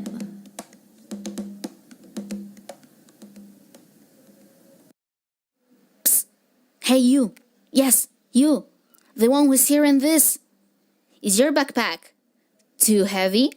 Your back hurts, you have bad posture, and you also feel like you get smaller every time you carry it? Say goodbye to all these problems with our new robot, the multifunctional charger. It has a platform that will carry your backpack without you noticing. It also comes with a built-in system that will straighten your back in 3 weeks of continuous use. Request it right now for only 120 euros. And if you're one of the first 5 to call, we will send you the 300-page manual with all its functions at half of price. Do not miss out on this unique offer. We have the alternative for your bad days. If you come to see us in the playground, we will have ballots available for all of you. You will get them for 2 euros. Aren't you tired of the clothes in your wardrobe that you no longer use? The ones that take away space for other new clothes? Well, the new Vinted platform, an expert in trends, is responsible for ensuring a safe and effective purchase and sale of your favorite outfits. We have a large number of users with whom you can chat throughout the page and agree on the price that you choose. Unlike other companies specialized in the same subjects, we facilitate your work, carrying out our shipping to avoid confusions. What are you waiting for? Replacing and saving your purchase has never been so easy. Vinted, if you want something, look it up. We have the alternative for your bad days. If you come to see us in the playground, we will have ballots available for all of you. You will get them for 2 euros. You're listening to Valley FM.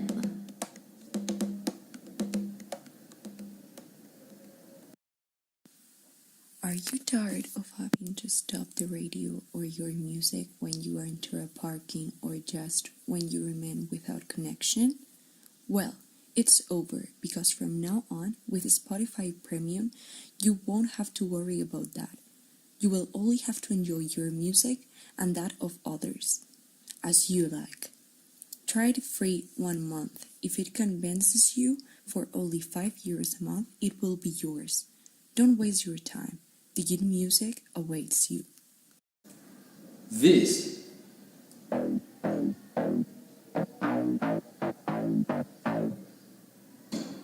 is Valley FM. Are you tired of your backpack of always? Here you have a purchase for a brand new backpack every day. Are you tired of watching Netflix alone? Did you cry watching The Kissing Booth? Do you want a Marco Diaz or Adriana Greste in your life? Do you spend more time in the friend zone than in your own home? Then download Salupa, a dating app for El Valle students. With this app, you will find your own Noah Flynn. Salupa, the best choice for your lonely life. Hi, I'm Jaisa. Today I am going to introduce you an amazing product. These are the new headbands. They are in many different colors and they also are perfect for any occasion that you want to put it. They are very comfortable. Do you think your parents might kill you if they go to your tutoria? Do you want to be able to leave early whenever you want? Then you should hire our services. We offer actors to play your mother or father and go to your tutorials instead of your real ones. And give you fake permission to leave early. Only for a small fee. Call us. Hey, you. Yes, you. The one who's hearing this. Is your backpack too heavy? Your back hurts, you have bad posture, and you also feel like you get smaller every time you carry it? Say goodbye to all these problems with our new robot, the multifunctional charger. It has a platform that will carry your backpack without you noticing. It also comes with a built-in system that will straighten your back in 3 weeks of continuous use. Request it right now for only 120 euros. And if you are one of the first 5 to call, we will send you the 300-page manual with all its functions at half of price. Do not miss out on this unique offer.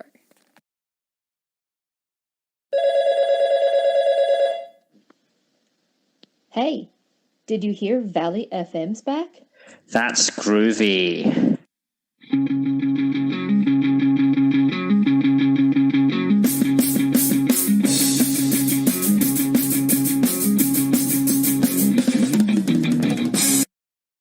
Tired of leaving school and having to take the bus?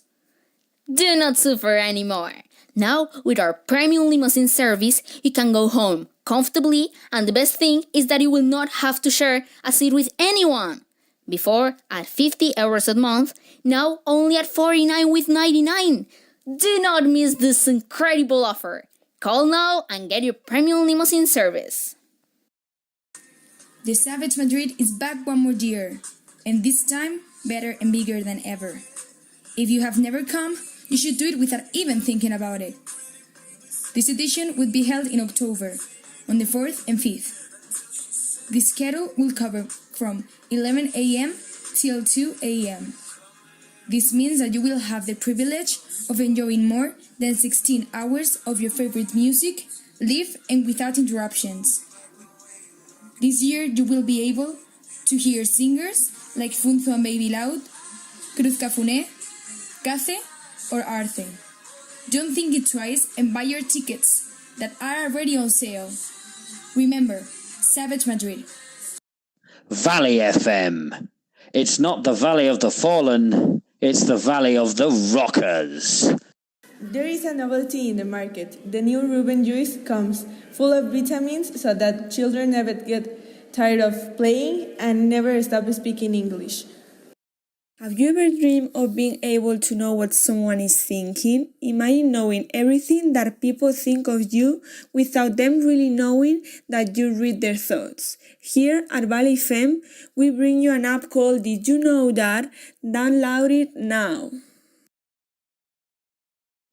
If you're still connected listening to Valley FM, you're in luck because you could participate in a great draw to win a trip to Maldives. Yes, you heard correctly.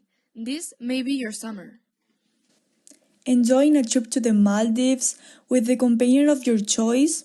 It could be your brother, your sister, your partner, or your best friend. Anyway, it would be great.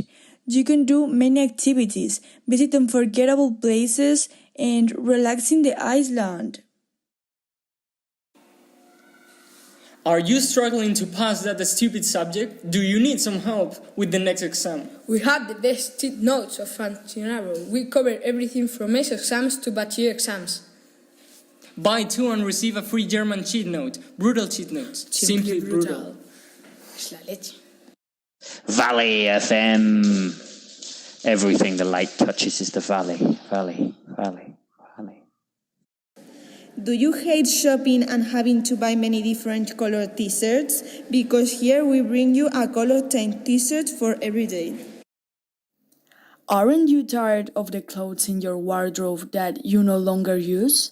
The ones that take away space for other new clothes? Well, the new Vinted platform, an expert in trends, is responsible for ensuring a safe and effective purchase and sale of your favorite outfits. We have a large number of users with whom you can chat throughout the page and agree on the price that you choose. Unlike other companies specialized in the same subjects, we facilitate your work, carrying out our shipping to avoid confusions. What are you waiting for? Replacing and saving your purchase has never been so easy. Been dead, if you want something, look it up. Are you tired of watching Netflix alone? Did you cry watching Monsters Inc? Do you want an Emma Watson, Scarlett Johansson in your life? Do you spend more time in the friend zone than in your own home? Then download Salupa, a dating app for El Valle students. With this app, you will find your own Kate Beckett. Salupa, the best choice for your lonely life. There is a novelty in the market. The new Reuben juice comes full of vitamins so that children never get tired of playing and never stop speaking English. Do you hate shopping and having to buy many different colored t-shirts? Because here we bring you a color tank t-shirt for every day. The Savage Madrid is back one more year, and this time better and bigger than ever. If you have never come, you should do it without even thinking about it. This edition will be held in October, on the 4th and 5th. The schedule will cover from 11 a.m. till 2 a.m. This means that you will have the privilege of enjoying more than 16 hours of your favorite music, live and without interruptions. This year you will be able to hear singers like Funzo and Baby Loud, Cruz Cafuné, Cace or Arce. Don't think it twice and buy your tickets that are already on sale. Remember, Savage Madrid. Hi, I'm Jaisa. Today I am going to introduce you amazing products.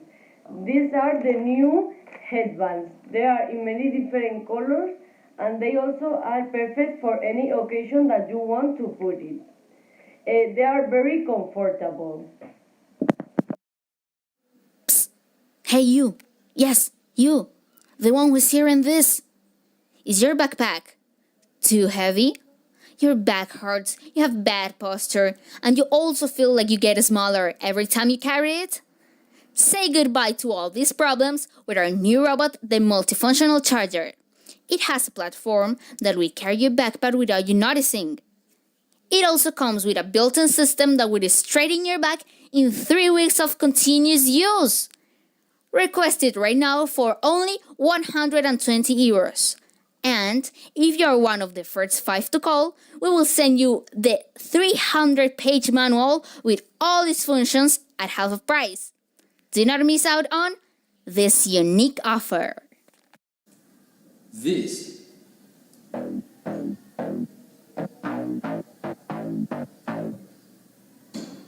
is Valley FM. Are you tired of your backpack of always? Here you have a purchase for a brand new backpack every day. Tired of leaving school and having to take the bus? Do not suffer anymore. Now, with our premium limousine service, you can go home comfortably, and the best thing is that you will not have to share a seat with anyone. Before, at 50 euros a month, now only at 49,99. Do not miss this incredible offer. Call now and get your premium limousine service. We have the alternative for your bad days. If you come to see us in the playground, we will have ballots available for all of you. You will get them for 2 euros. You're listening to Valley FM.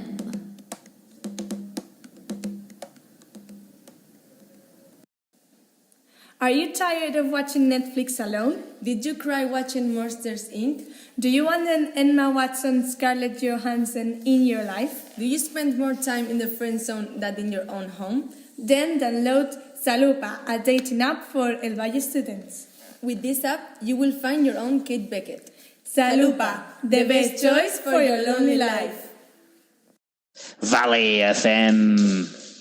Everything the light touches is the valley, valley, valley, valley. Are you struggling to pass that stupid subject? Do you need some help with the next exam? We have the best cheat notes of FM. We cover everything from MES exams to BACH B exams. Buy 2 and receive a free German cheat note. Brutal cheat notes. Simply brutal.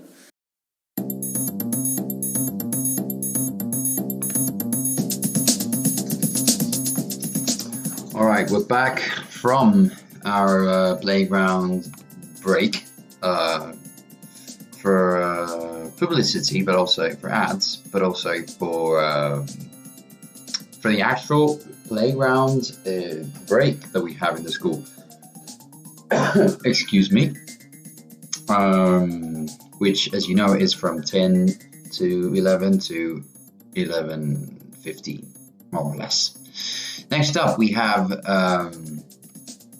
our second of baccalaureate, international baccalaureate, that is, speak about their micro debates with Kieran.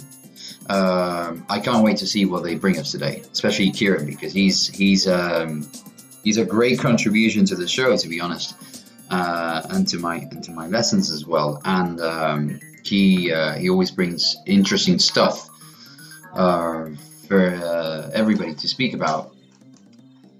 Let's see who's here. Hello, good morning.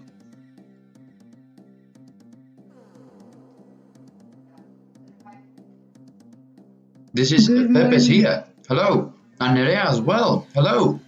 Yes. I love to see you guys, because to me you like family in the school. Yeah, now that your real teacher this year can't hear us.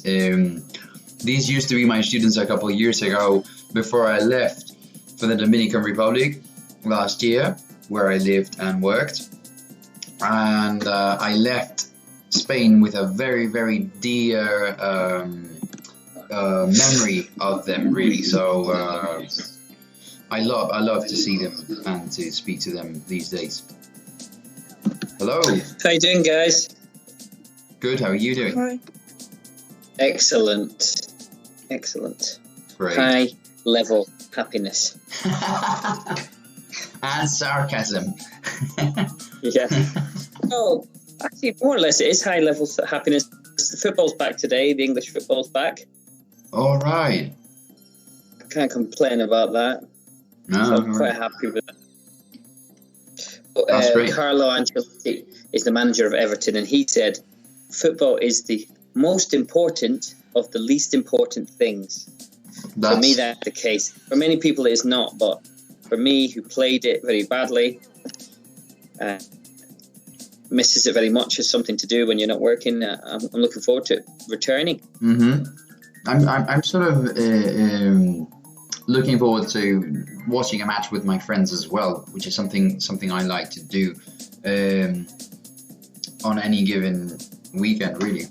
It's a fun activity to do when you comment on things with your friends and stuff.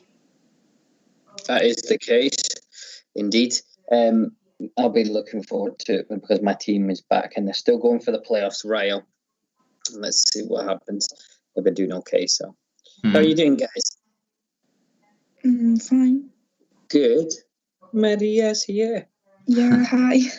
Oh, Sorry, Maria. I missed the other program. That's okay. We all missed you because you make such good points and your passion comes out.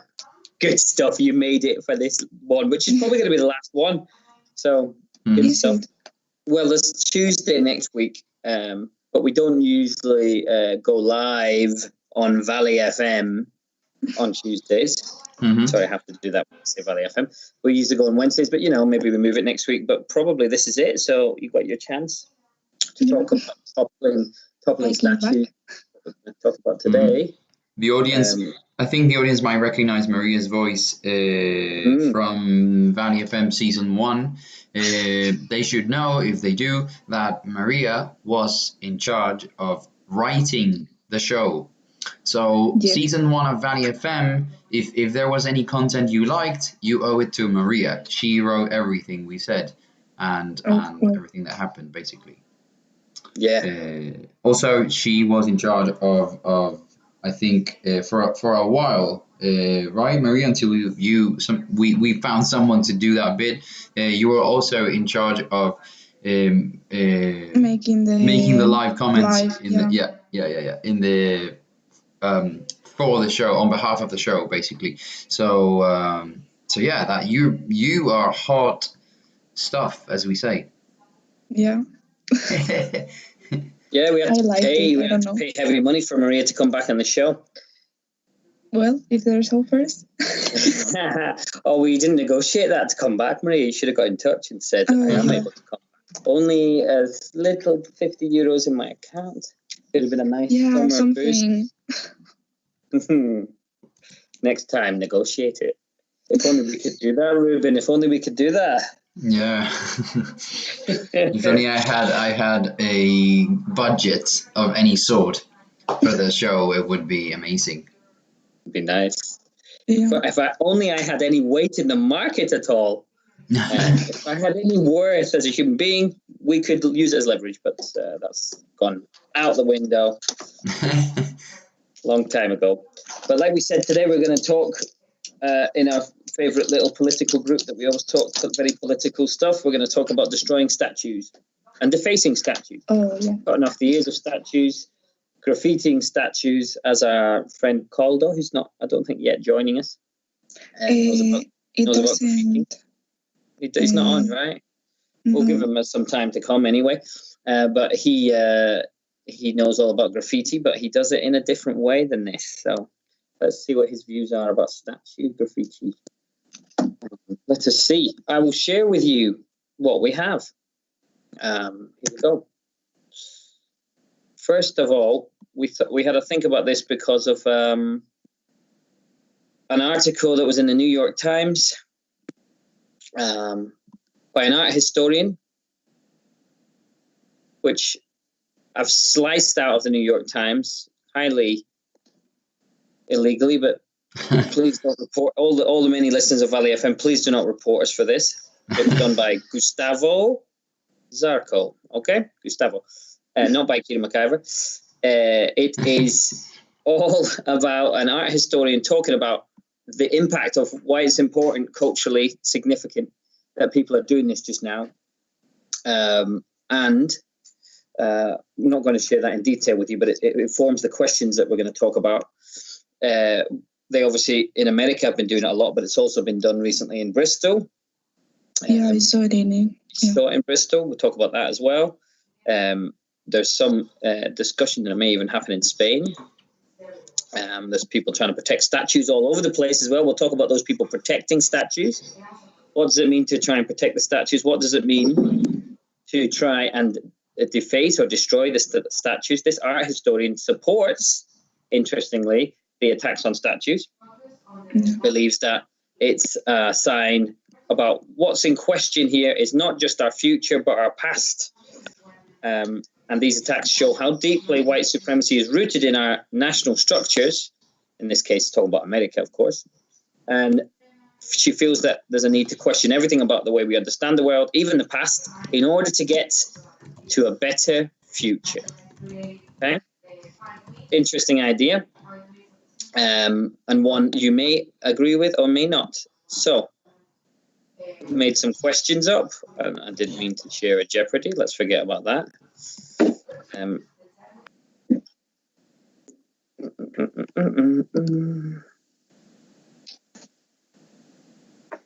Sorry, going slow for a minute. There we go. Look, Kieran and Kevin's Jeopardy. There, we don't want to share that. Let's not share that. Let's share something else called Statues and Destruction. Okay. You see this now, guys? Yep. Okay. Yep. So the idea is to have a little discussion about this. We've done this before. Forget about the answer a question, then pass it on to a classmate. We can do it in a more open way with you guys. We'll just throw some questions around, okay? So first and foremost, what are your first impressions, first thoughts about the destruction of statues that we've been seeing in the USA, in the UK, and other countries? Yeah, I kind of support it. Okay. I don't know, because I think making a statue of someone somehow glorifies it. Like, for example, making a statue of someone who was a big part of the slave trade and stuff. I think it glorifies it because, for example, they say, oh yeah, but it's part of history, all these statues they represent. But for example, they don't make statues about Hitler. and it's a big part of Germany's history and stuff. That's a very good point. That is a good point. And You I can don't choose. think, You can choose to who you want your heroes to be by looking at the past and deciding do you want to glorify that past or not. That's true. And because tell us. this doesn't not having a statue of someone very involved in slave trade, white supremacy and stuff. It doesn't mean that we forget the history that happened. It's just that we don't glorify that. It's not something that we bring good attention to. Positivity, you don't have to bring positive attention to that. That's true. It's as you kind of hinted at there, the statues that are being sometimes defaced because sometimes the ears and things are being cut off them. Some heads are getting chopped off, Simpson style. Other times it's a whole lifting of a statue and throwing it in the river like they did in Bristol. But it usually tends to be people involved in the slave trade in some way, right? At the moment. Or it's Cristobal Colon, or as they call him in America and indeed in Britain when I was growing up, Christopher Columbus, which is not his name, which I always thought was interesting actually in itself, that we changed the name of someone to make it more anglicized, as if we need to take ownership of this person. But it's been all these people that are related to in some way slavery or the start of suppression of countries. What do you think about that? Do you think it's deliberate, and why is it deliberate? And is that what justifies it? Would it be justified with other statues? I think it's deliberate, obviously, because they are only attacking the statues who represent something in the past, like for example, the whole genocide that Christopher Columbus kind of started. With the colonization of America and stuff, and all the white supremacists with the slave trade. So, I think justifies that is kind of complicated because I don't know if you can justify just vandalizing some stuff, but in my opinion, I think it isn't that bad that they are tearing down the statues of people who weren't that great, obviously. I think it's General Lee, for example, is one of the statues that gets talked about the most. The guy that led the Confederate Army, the army that supported slavery at the time, and he's getting kept up all the time, and they're having to work so hard to kind of keep him. In fact, the art historian in that article that Gustavo was sharing said that they're spending around $40 million a year on just protecting some of these statues, the state. At the moment, so it's getting to the point where they're actually spending a lot of money on protecting slave traders' statues. Quite a complex situation now, for sure. Okay, what about some of the other guys? What are your first thoughts and impressions about this? Let's see if we can get some other views. Caldo's back. Yeah, hi. Hi. Well, I also agree with Maria on the thing that I see that makes it so important is that it's not a situation that just happened in some place, right? It's something that has happened all across in North America, even in Europe. So if it's something that is going on in so many places, that means that it must be important for many people. It seems like it has significance beyond just the USA, right? That's for sure. Do you think that the people they've chosen are justified? Do you think that they've chosen the right sort of people? Yeah. What about poor old, I'm going to have to be devil's advocate now, you know what I'm like. What about poor old Cristobal Colon, stroke Christopher Columbus, the famous director of the Muppets Christmas movie? Chris Columbus, he didn't have slavery in mind when he started to set off to find India and then found South America, did he? Yeah, but he kind of started the whole colonization he wasn't a saint who just stumbled upon some land. He kind of stole it because he didn't discover America. He just found it in some way because it was already someone's. But what if we go back to the how would you say, the norms of the time? He just thought, I'm doing something great for the great empire of Spain, stroke Italy, wherever he was from. Yeah, but times change, and we have to hold accountable people for their actions. That's a good point, and that's what I was trying to get to, actually, in a roundabout way. Do we have to think that times change based on our current mindset, or do we have to consider people from history from their own time, from the standards and norms and expectations of their own time? I mean, to think that way kind of doesn't give us anything positive for us. It's not like beneficial for us. The only way that we can gain something beneficial, is if we learn from that, not that we put ourselves in that position.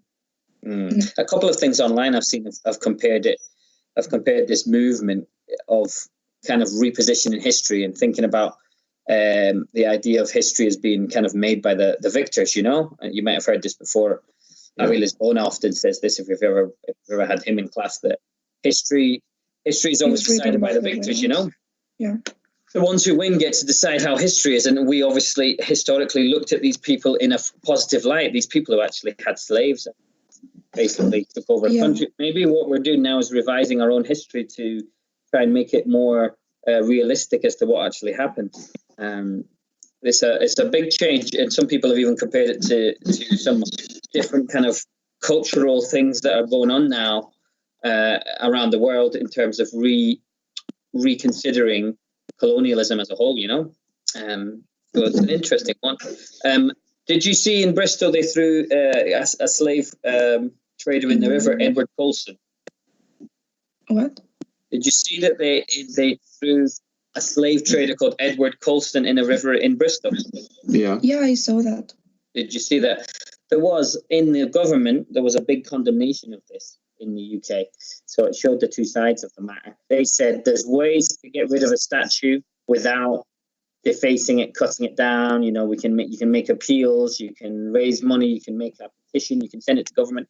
Why do people feel the need to do something so brutal and so visceral, to use a strong word, as to throw it in a river? Is that the right way to go around about this process? I think right now, because it sends a message. Because signing some papers, and it's not going to send a message that people are angry about people covering up stuff that happened, not holding accountable people for the stuff that they did. And I think this sends a message that people are kind of tired of everything that's going on, and just being like, can we take down this statue? Like, can you do it? Fine. Like, it's not going to send a message that people are tired. I don't know. True. That's my opinion. You think it requires a more explosive reaction at the moment? Because there's a lot of anger from a lot of people, right, about what's going on. I think some people likened it I was watching 24 Horas, sorry to use Spanish, 24 Hours, the news show, and a guy that they had on there, correspondent in America, likened it to the breaking of a dam, you know, when everything's been held back by lots of branches or trees or something, and then the water just pours out and it can't really be stopped at the moment. And you have to just let that process go out, and we see what happens at the end of it, you know. It's a big thing. So you guys would support Cristobal Colon, you would support them working on the Confederate statues that are there in America to get rid of. What about all those people? There's a number of people that are gathering together, especially in the UK, there was a lot of people like this, that are protecting these statues. They're trying to now encircle them, and they're getting the police. They're trying to ask the police to help protect the statues as well, because they see this as vandalism and destruction of a kind of a proud history for Spain, for Britain, for America. What do you think about that? I mean, I don't know which kind of statues or what those statues represent. Which of them are they protecting? But for example, here in Spain, a couple of weeks ago, I saw that the statue of Federico García Lorca had been painted with, very right-minded opinions. Okay. Including a swastika, by the way. Yeah. Oh, really? And I never saw that on the news, or I never saw anyone protecting that statue. That, for me personally, represents, or it's a bigger deal than some of those statues of people that kind of conquered places. That's a good point. And that brings up a good point, which is, are we making statues quite political now? Because a statue that for you or for me perhaps is more has more power and is more relevant to us may be the opposite of what other people think a positive statue is, right? Yeah. That's the difficulty that I think is that how do we decide what is a statue that our society should venerate, should be proud of? It's maybe getting quite political now, huh? Yeah, no. Also the background that involves that statue. Okay, you think, for example, that the statue of Lorca doesn't deserve the same treatment as, I don't know, and say, I don't know if there's any statues of Franco or Primo de Rivera kicking around anymore. I'm sure they've all been thrown down, but you never know in some pueblo. Yeah. Do you think that they're different cases then? Yeah, they're totally different because one, for example, was a victim. And the other one was someone who... A dictator, yeah. Indeed. So you think that those people who are protecting statues should go home and let this process go on because it can't be stopped? Or do you think that they have a right to do what they're doing?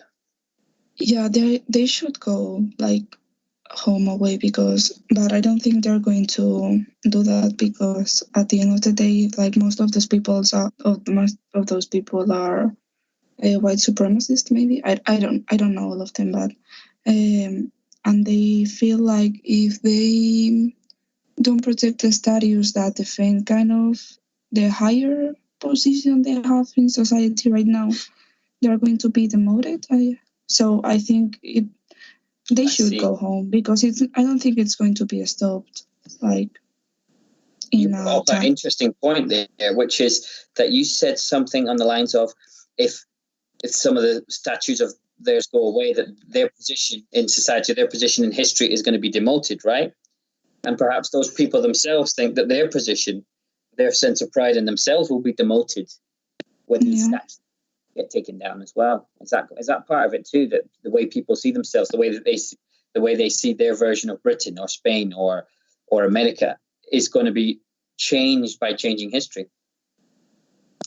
It should be changed, but most of those people are really closed-minded because if they don't start seeing the changes now and they don't act on it, I don't think they're going to change in these recent times. I don't know. Maybe some people will, and that would be great, but yeah, I don't know. It's an interesting point. I mean, it's true that there's a lot of white supremacists in these groups that you see going out to protect these statues. But there's also, like I've said before, for example, in Britain, the whole Conservative Party are more or less have said that they don't agree with defacing and hurting statues. In Spain, there are at least 2 political parties that I can think of that have said that they wouldn't support defacing of statues. So there's obviously quite a large section of society that thinks the other way as well. It's obviously 2 sides to this, right? Yeah. I would agree that they might. A lot of the people that are out on the streets on a Saturday might be white supremacists, but then there's other people as well who quite like their statue of Cristobal Colon and they're quite proud about that, you know? Yeah. But you're saying we don't care. Yeah, basically. I don't know. Yeah, that's my opinion. No. I don't think we should hold that much respect to people who mostly only did bad stuff. Okay. That brings us on to the next point, which was there are a number of people who believe that these protesters are trying to hold on to this history, this idea of history that's been created specifically for them to feel superior and is untrue and unfair in other nations and other peoples. Would that be more like your view, guys? Yeah. And why then? Why do you think this history, how has this history been created like this, and why has this history been created? What history? Like the history that the way we see history, the way we've traditionally seen history, the way you got taught it, or at least my generation got taught it at school. Perhaps you guys got taught it differently, which is, we took over and we made these states more civilized, and we brought them wealth, and we changed their cultures, and we brought them sewage and irrigation systems, and everything was wonderful. Oh, there's a little bit of disease, but don't worry about that. That was just unfortunate. There was a little bit of slavery, but mostly that was a short-term thing. They really don't teach us that much about it now. I think, in my opinion, I've learned a lot of stuff like in this period, I have to admit.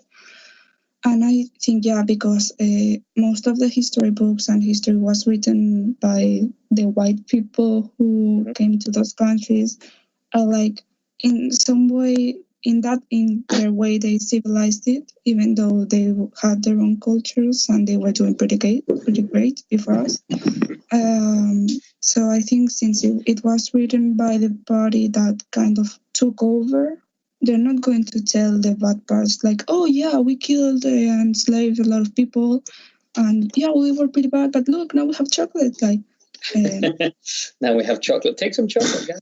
Feel happy.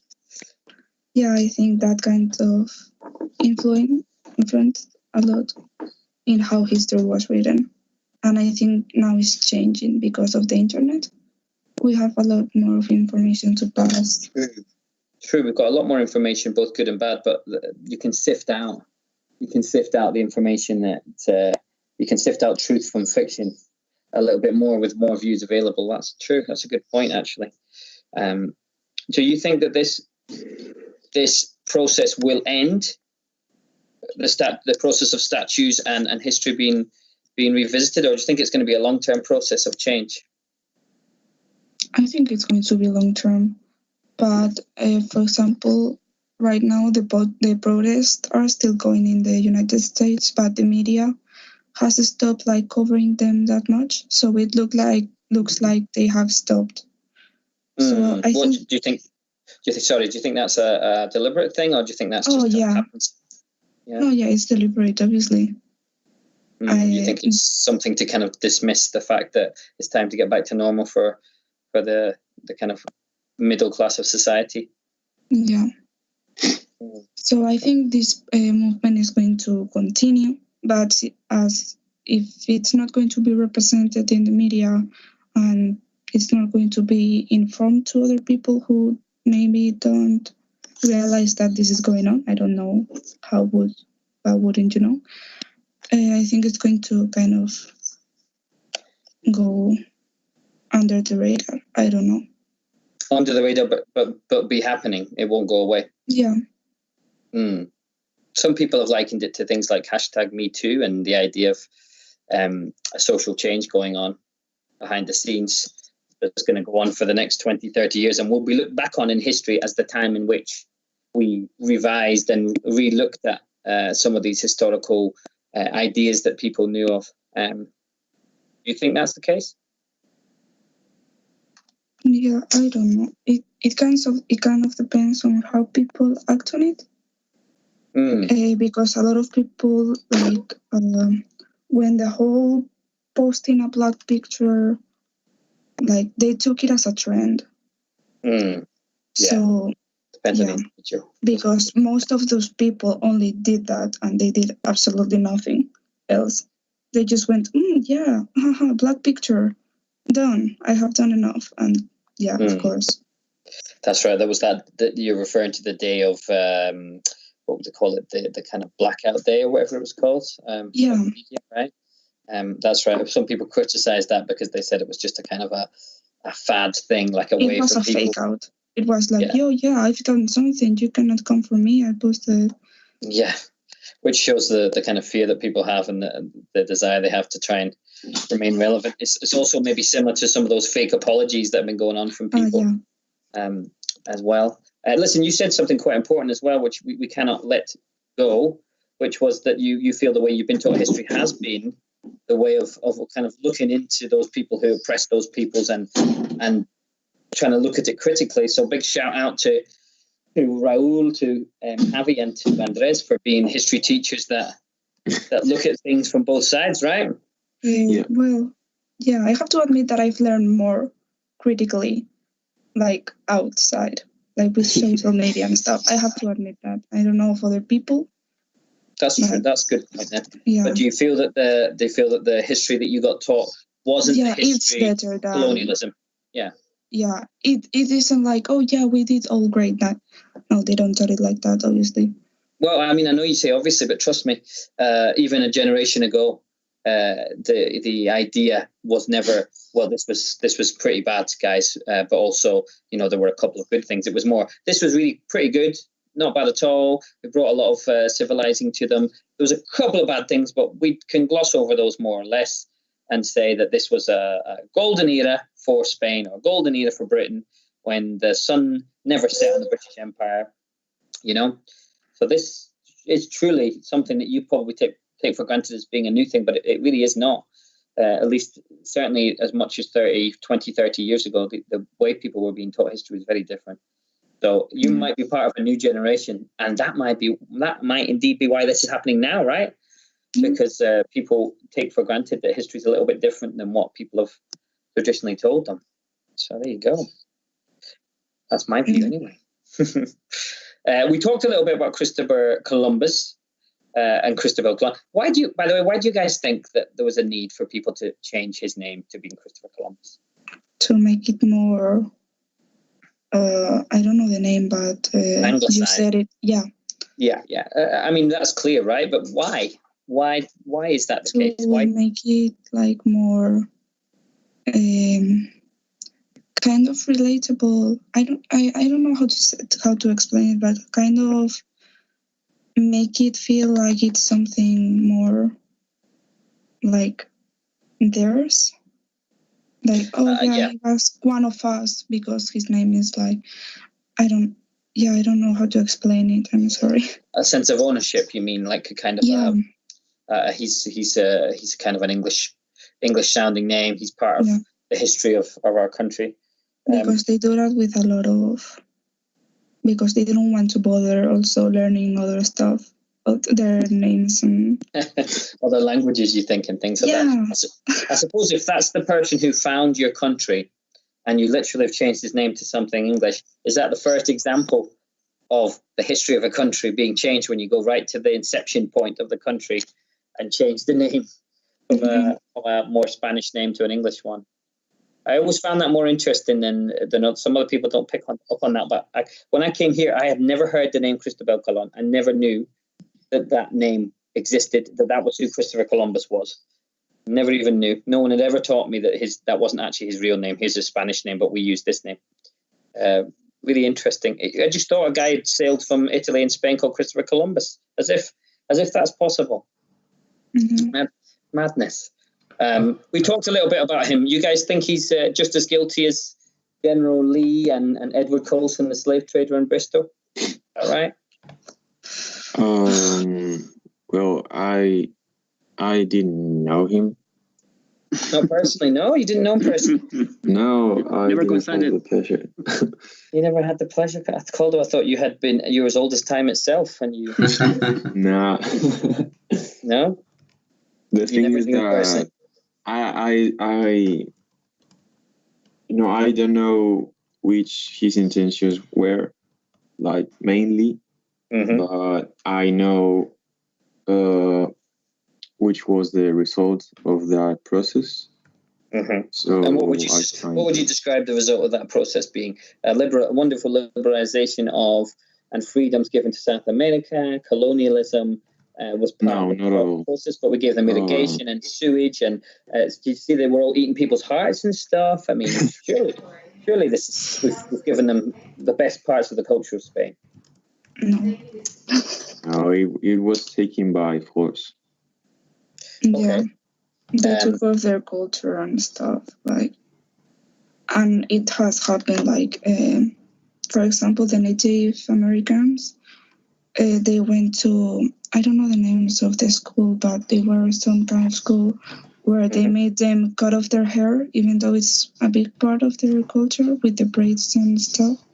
Right. They made them cut it just to kind of be part of the American culture and stuff. And you mean, they so they were didn't. in a way they were trying to force their own culture on these people? Since it's illegal now, like they kind of do it more subtly, subtle, yeah. More subtly, yeah. Subtly. Yeah, because I don't think they could participate in their own culture until like not so long ago. They had to do it in their private house and stuff. They couldn't like do the stuff that their culture did, even though like Christianity, you can do it however you want. Yeah. So you think the power dynamic came into it from the first moments that we went over? Yeah. Yeah. Well, I suppose if you've read the letters of Hernan Cortez and things in terms of history, you'll see that it was for most part it did seem to be, let's get this gold, let's find ways to make these people work for us, and but at the time they seemed to believe that this was a mission from God. Do you think that was the case, that not that it was a mission from God, but that they truly believed that they were doing God's work, or do you think it was a justification? They believe what they wanted to believe. But it's they started 20 wars because of God. Yeah. And it may continue, so. It may continue. Oh, an interesting point you made there, Calder. It may continue. What makes you think it may continue? Not as as tough as a real war, but of course there will be conflicts. And over religion, you mean? Yeah. Based or used in the name of religion, as we would say. Yeah, that's true. Some people say that there would be almost no true conflicts if it wasn't for religion. Other people would say that religion gives you commandments and ethics that, if taken properly, could stop war. But there's all different views, isn't there, in these things? Most people, like, they use religion kind of a shield to do whatever they want. They interpret like whatever book they use in the religion to say, oh no, you can't do this because some guy 2,000 years ago said no. Just because. Well, surely no one does that in this day and age, though. No one would. No, yeah, they do that. No one would pepper spray protesters and walk through the Bible. No, never. They wouldn't certainly do not in that. the most powerful country in the West. No, never. We're being a little bit political again, as we've been, but that's a good point. I mean, that you guys are saying that in the end, Cristobal Colon may have not meant to have been part of an enslavement, or he may have. We didn't know the guy, as Caldo said. He didn't know the guy. He doesn't want to judge the guy too much. But in the truth is that overall, he's part of a system that worked against indigenous peoples, right? That's what you think, anyway. Yeah. Okay. Okay. What about statues in Spain, guys? Are there any statues in Spain that you particularly agree or disagree with? You mentioned Lorca, Caldo. That you're a fan of the Lorca statue, more or less, right? Yeah. What about ones you don't like? Are there any around? And if not, is that a good thing? Is that a positive thing that Spain doesn't have these statues of the past that you want to tear down? I'm not very put on the statue culture of Spain. I don't know many statues. Well, maybe it says something about the fact that you don't hold your history in the same way as other countries. Well, because we also have statues of Christopher Columbus here. Like, yeah, we do. We have a big one in Barcelona. Very high one in Barcelona. Yeah, that is very big, and and he's one of the icons of the city. And in Madrid, it's not as high. No. I forgot about that one, and that's true. And that hasn't been touched yet, as far as I know, right? No. Interesting. In Barcelona as well, and it's still not been touched. Never know. We might see that. We might see that getting. Yeah, but for example, like the part of the government in Barcelona kind of supports taking it down. Oh, I've heard. I don't know. Oh, well, would you take down a statue of Cristobal Colon? Would you guys do that? Yeah. Oh, yeah. I had an idea. I've heard also someone said it. Like, it's not only taking it down, but when people say, no, yeah, it's destroying history, maybe instead of taking them down, move them to a museum where the part of the profits of that museum go to help people who have suffered from the consequences that, whether they wanted or not, like those people made. Okay. Since that way, they don't glorify the person and they don't forget about them. Interesting. There was an interesting idea Fourth of Esso came up with the other day when we talked to them about this, which you may or may not agree with, which was to say some statues that are contested but people aren't sure whether to take them down, put a proper amount of information of the positive and negative impacts of this person's life beside the statue, and allow people to make up their own mind about whether this statue should be venerated and respected or not. Do you think it's enough? Well, the thing is that everybody is going to think their way. So. Yeah, I suppose it's even the information itself is going to be like liable to be either true or untrue, right? Or subject to subjective opinions about what that person did or didn't do. That's true. Very good point. I mean, there's a few things in recent history that people would even want to change, I'm sure, at different points and different places. I mean, you have a massive monument to a different type of economic and political system that sits just outside Madrid and doesn't get touched. I'm sure you're aware of this one. But people tend to forget about it. But for people from other countries, the Valley of the Fallen is a massively scary thing. In some ways, it's a massive, very imposing tribute to a history, and it doesn't get touched. It's very interesting. Yeah, I think it should get. I don't know. It's complicated. But perhaps because, Spain's complicated in that way. People talk about the two Spains. They're certainly still. Tell me, Coldo? The past. We have deep roots with the past. So yeah. Like so many European countries, the past is very, very interlinked with the present, and it is a deep history that we have, and that's true in many, many ways. I mean, you even have a Plaza Margaret Thatcher here in the centre of Madrid, and I know many people, Scottish people especially, who would enjoy perhaps changing the name of that. There we go. So to finish, we talked a little bit about this before. Do you think that this movement of people towards revisiting our own colonial histories is something that is here to stay, guys? We kind of touched on it before. Do you think it's something that's going to cause a lasting change? Or do you think it's just a little bit of a passing phase of a couple of statues getting cut up and then everything goes back to the way it was before? Well, I hope it doesn't change. Valley FM. You hope, what kind it's not the Valley of the Fallen, it's the Valley of the Rockers. At first, to start recognizing this whole process of colonizing America as it really was. Okay. And maybe bring that into history a little bit more. The way you guys got taught history in the US tends to be thought of quite differently. In the US history, the way they teach history kind of sucks. From the people have told me that they don't learn. Like, most of those people don't know where Spain is, for example.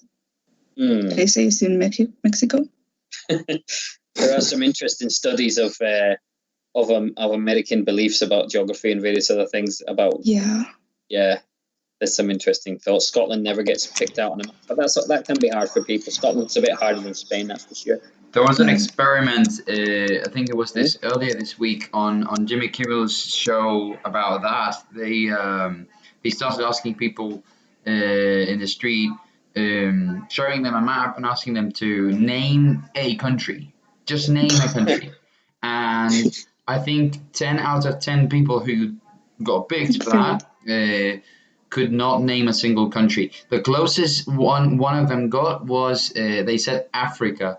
They got Africa right, and when the reporter said, "Well, that's a continent," he went and challenged it. He said, "Are you sure?"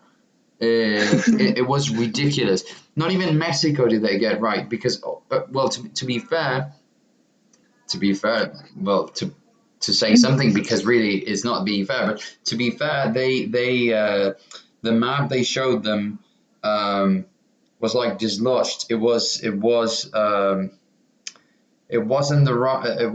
like your classical world map that you get. It was the Pacific Ocean was in the middle of it to complicate things a little bit, but it was amazing to see. Yeah. It's amazing to see how little the average, I don't want to say the average American citizen, but I guess it is something like that, knows about world geography. It's incredible. The average American leaves school with a level of a 14-year-old in most European countries, sadly, and that's not to belittle the system, but I was in the American education system, and until you get to the university level or the high school level, it does fail people. I do think that it's not. I think they don't respect teachers and pay teachers properly. They don't consider education in the same way as we do in Europe, really. So the average person in America has the level of a 14-year-old in the European system, and that's very tough in America because if you get beyond high school and you end up going to uni or whatever, then the education system realigns itself with other countries. But as having gone through a little bit of elementary school in America, and I had to be put in a year group 2 years older than my age because I was 7, but I had to go in with 9-year-olds, and that's me who failed plenty of subjects at school. To say that I was different is not the case. So they don't get taught things as well outside of nation as other countries do. But we are very imperfect too, so there we go. Guys, we've done this for quite a few weeks. Thank you. We may be able to do something again on Tuesday, but if we do not, thanks for getting involved. Appreciate it. And thank you, Maria, for your great return. It's the other one. I'll come back. We came back with a vengeance. Caldo needed a partner to and fro with, and we lost Maria and Marta and stuff. So Marta told me she was having difficulties with the sound today because apparently there's some work being done in her neighbor's house, I think, or upstairs to her or something. So there's a lot of noise and she had to mute herself. But she was listening to us. Me that as well. Yeah, fair play to her. She emailed me. That was nice of her. We'll see you next time. Thanks, guys, for your, as always, thoughtful views. One day we'll get a rabid right-winger on the show. We'll get a more balanced view. Until such days, we continue with our debate. Thanks, guys. And see you all next week, eh? Yeah, thank you. Thank you very much, you guys, for being on the show. It was a very interesting conversation. Bye. Bye. Bye. Thank you.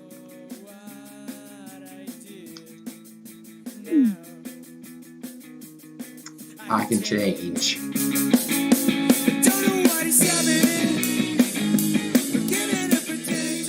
Give us an opportunity, as the song says. If you agree with us, with the discussion on, or disagree on statues of historical figures being taken down or not, or what have you, please share your views on the subject. until then, for now, we'll see you guys tomorrow.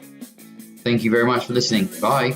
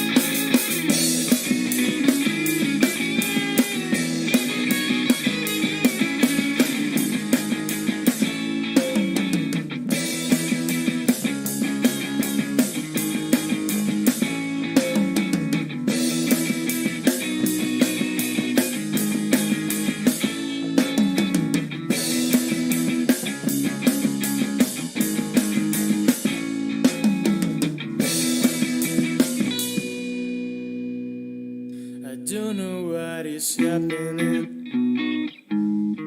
Give me an opportunity. You said that you belong to me. Now you are ignoring me.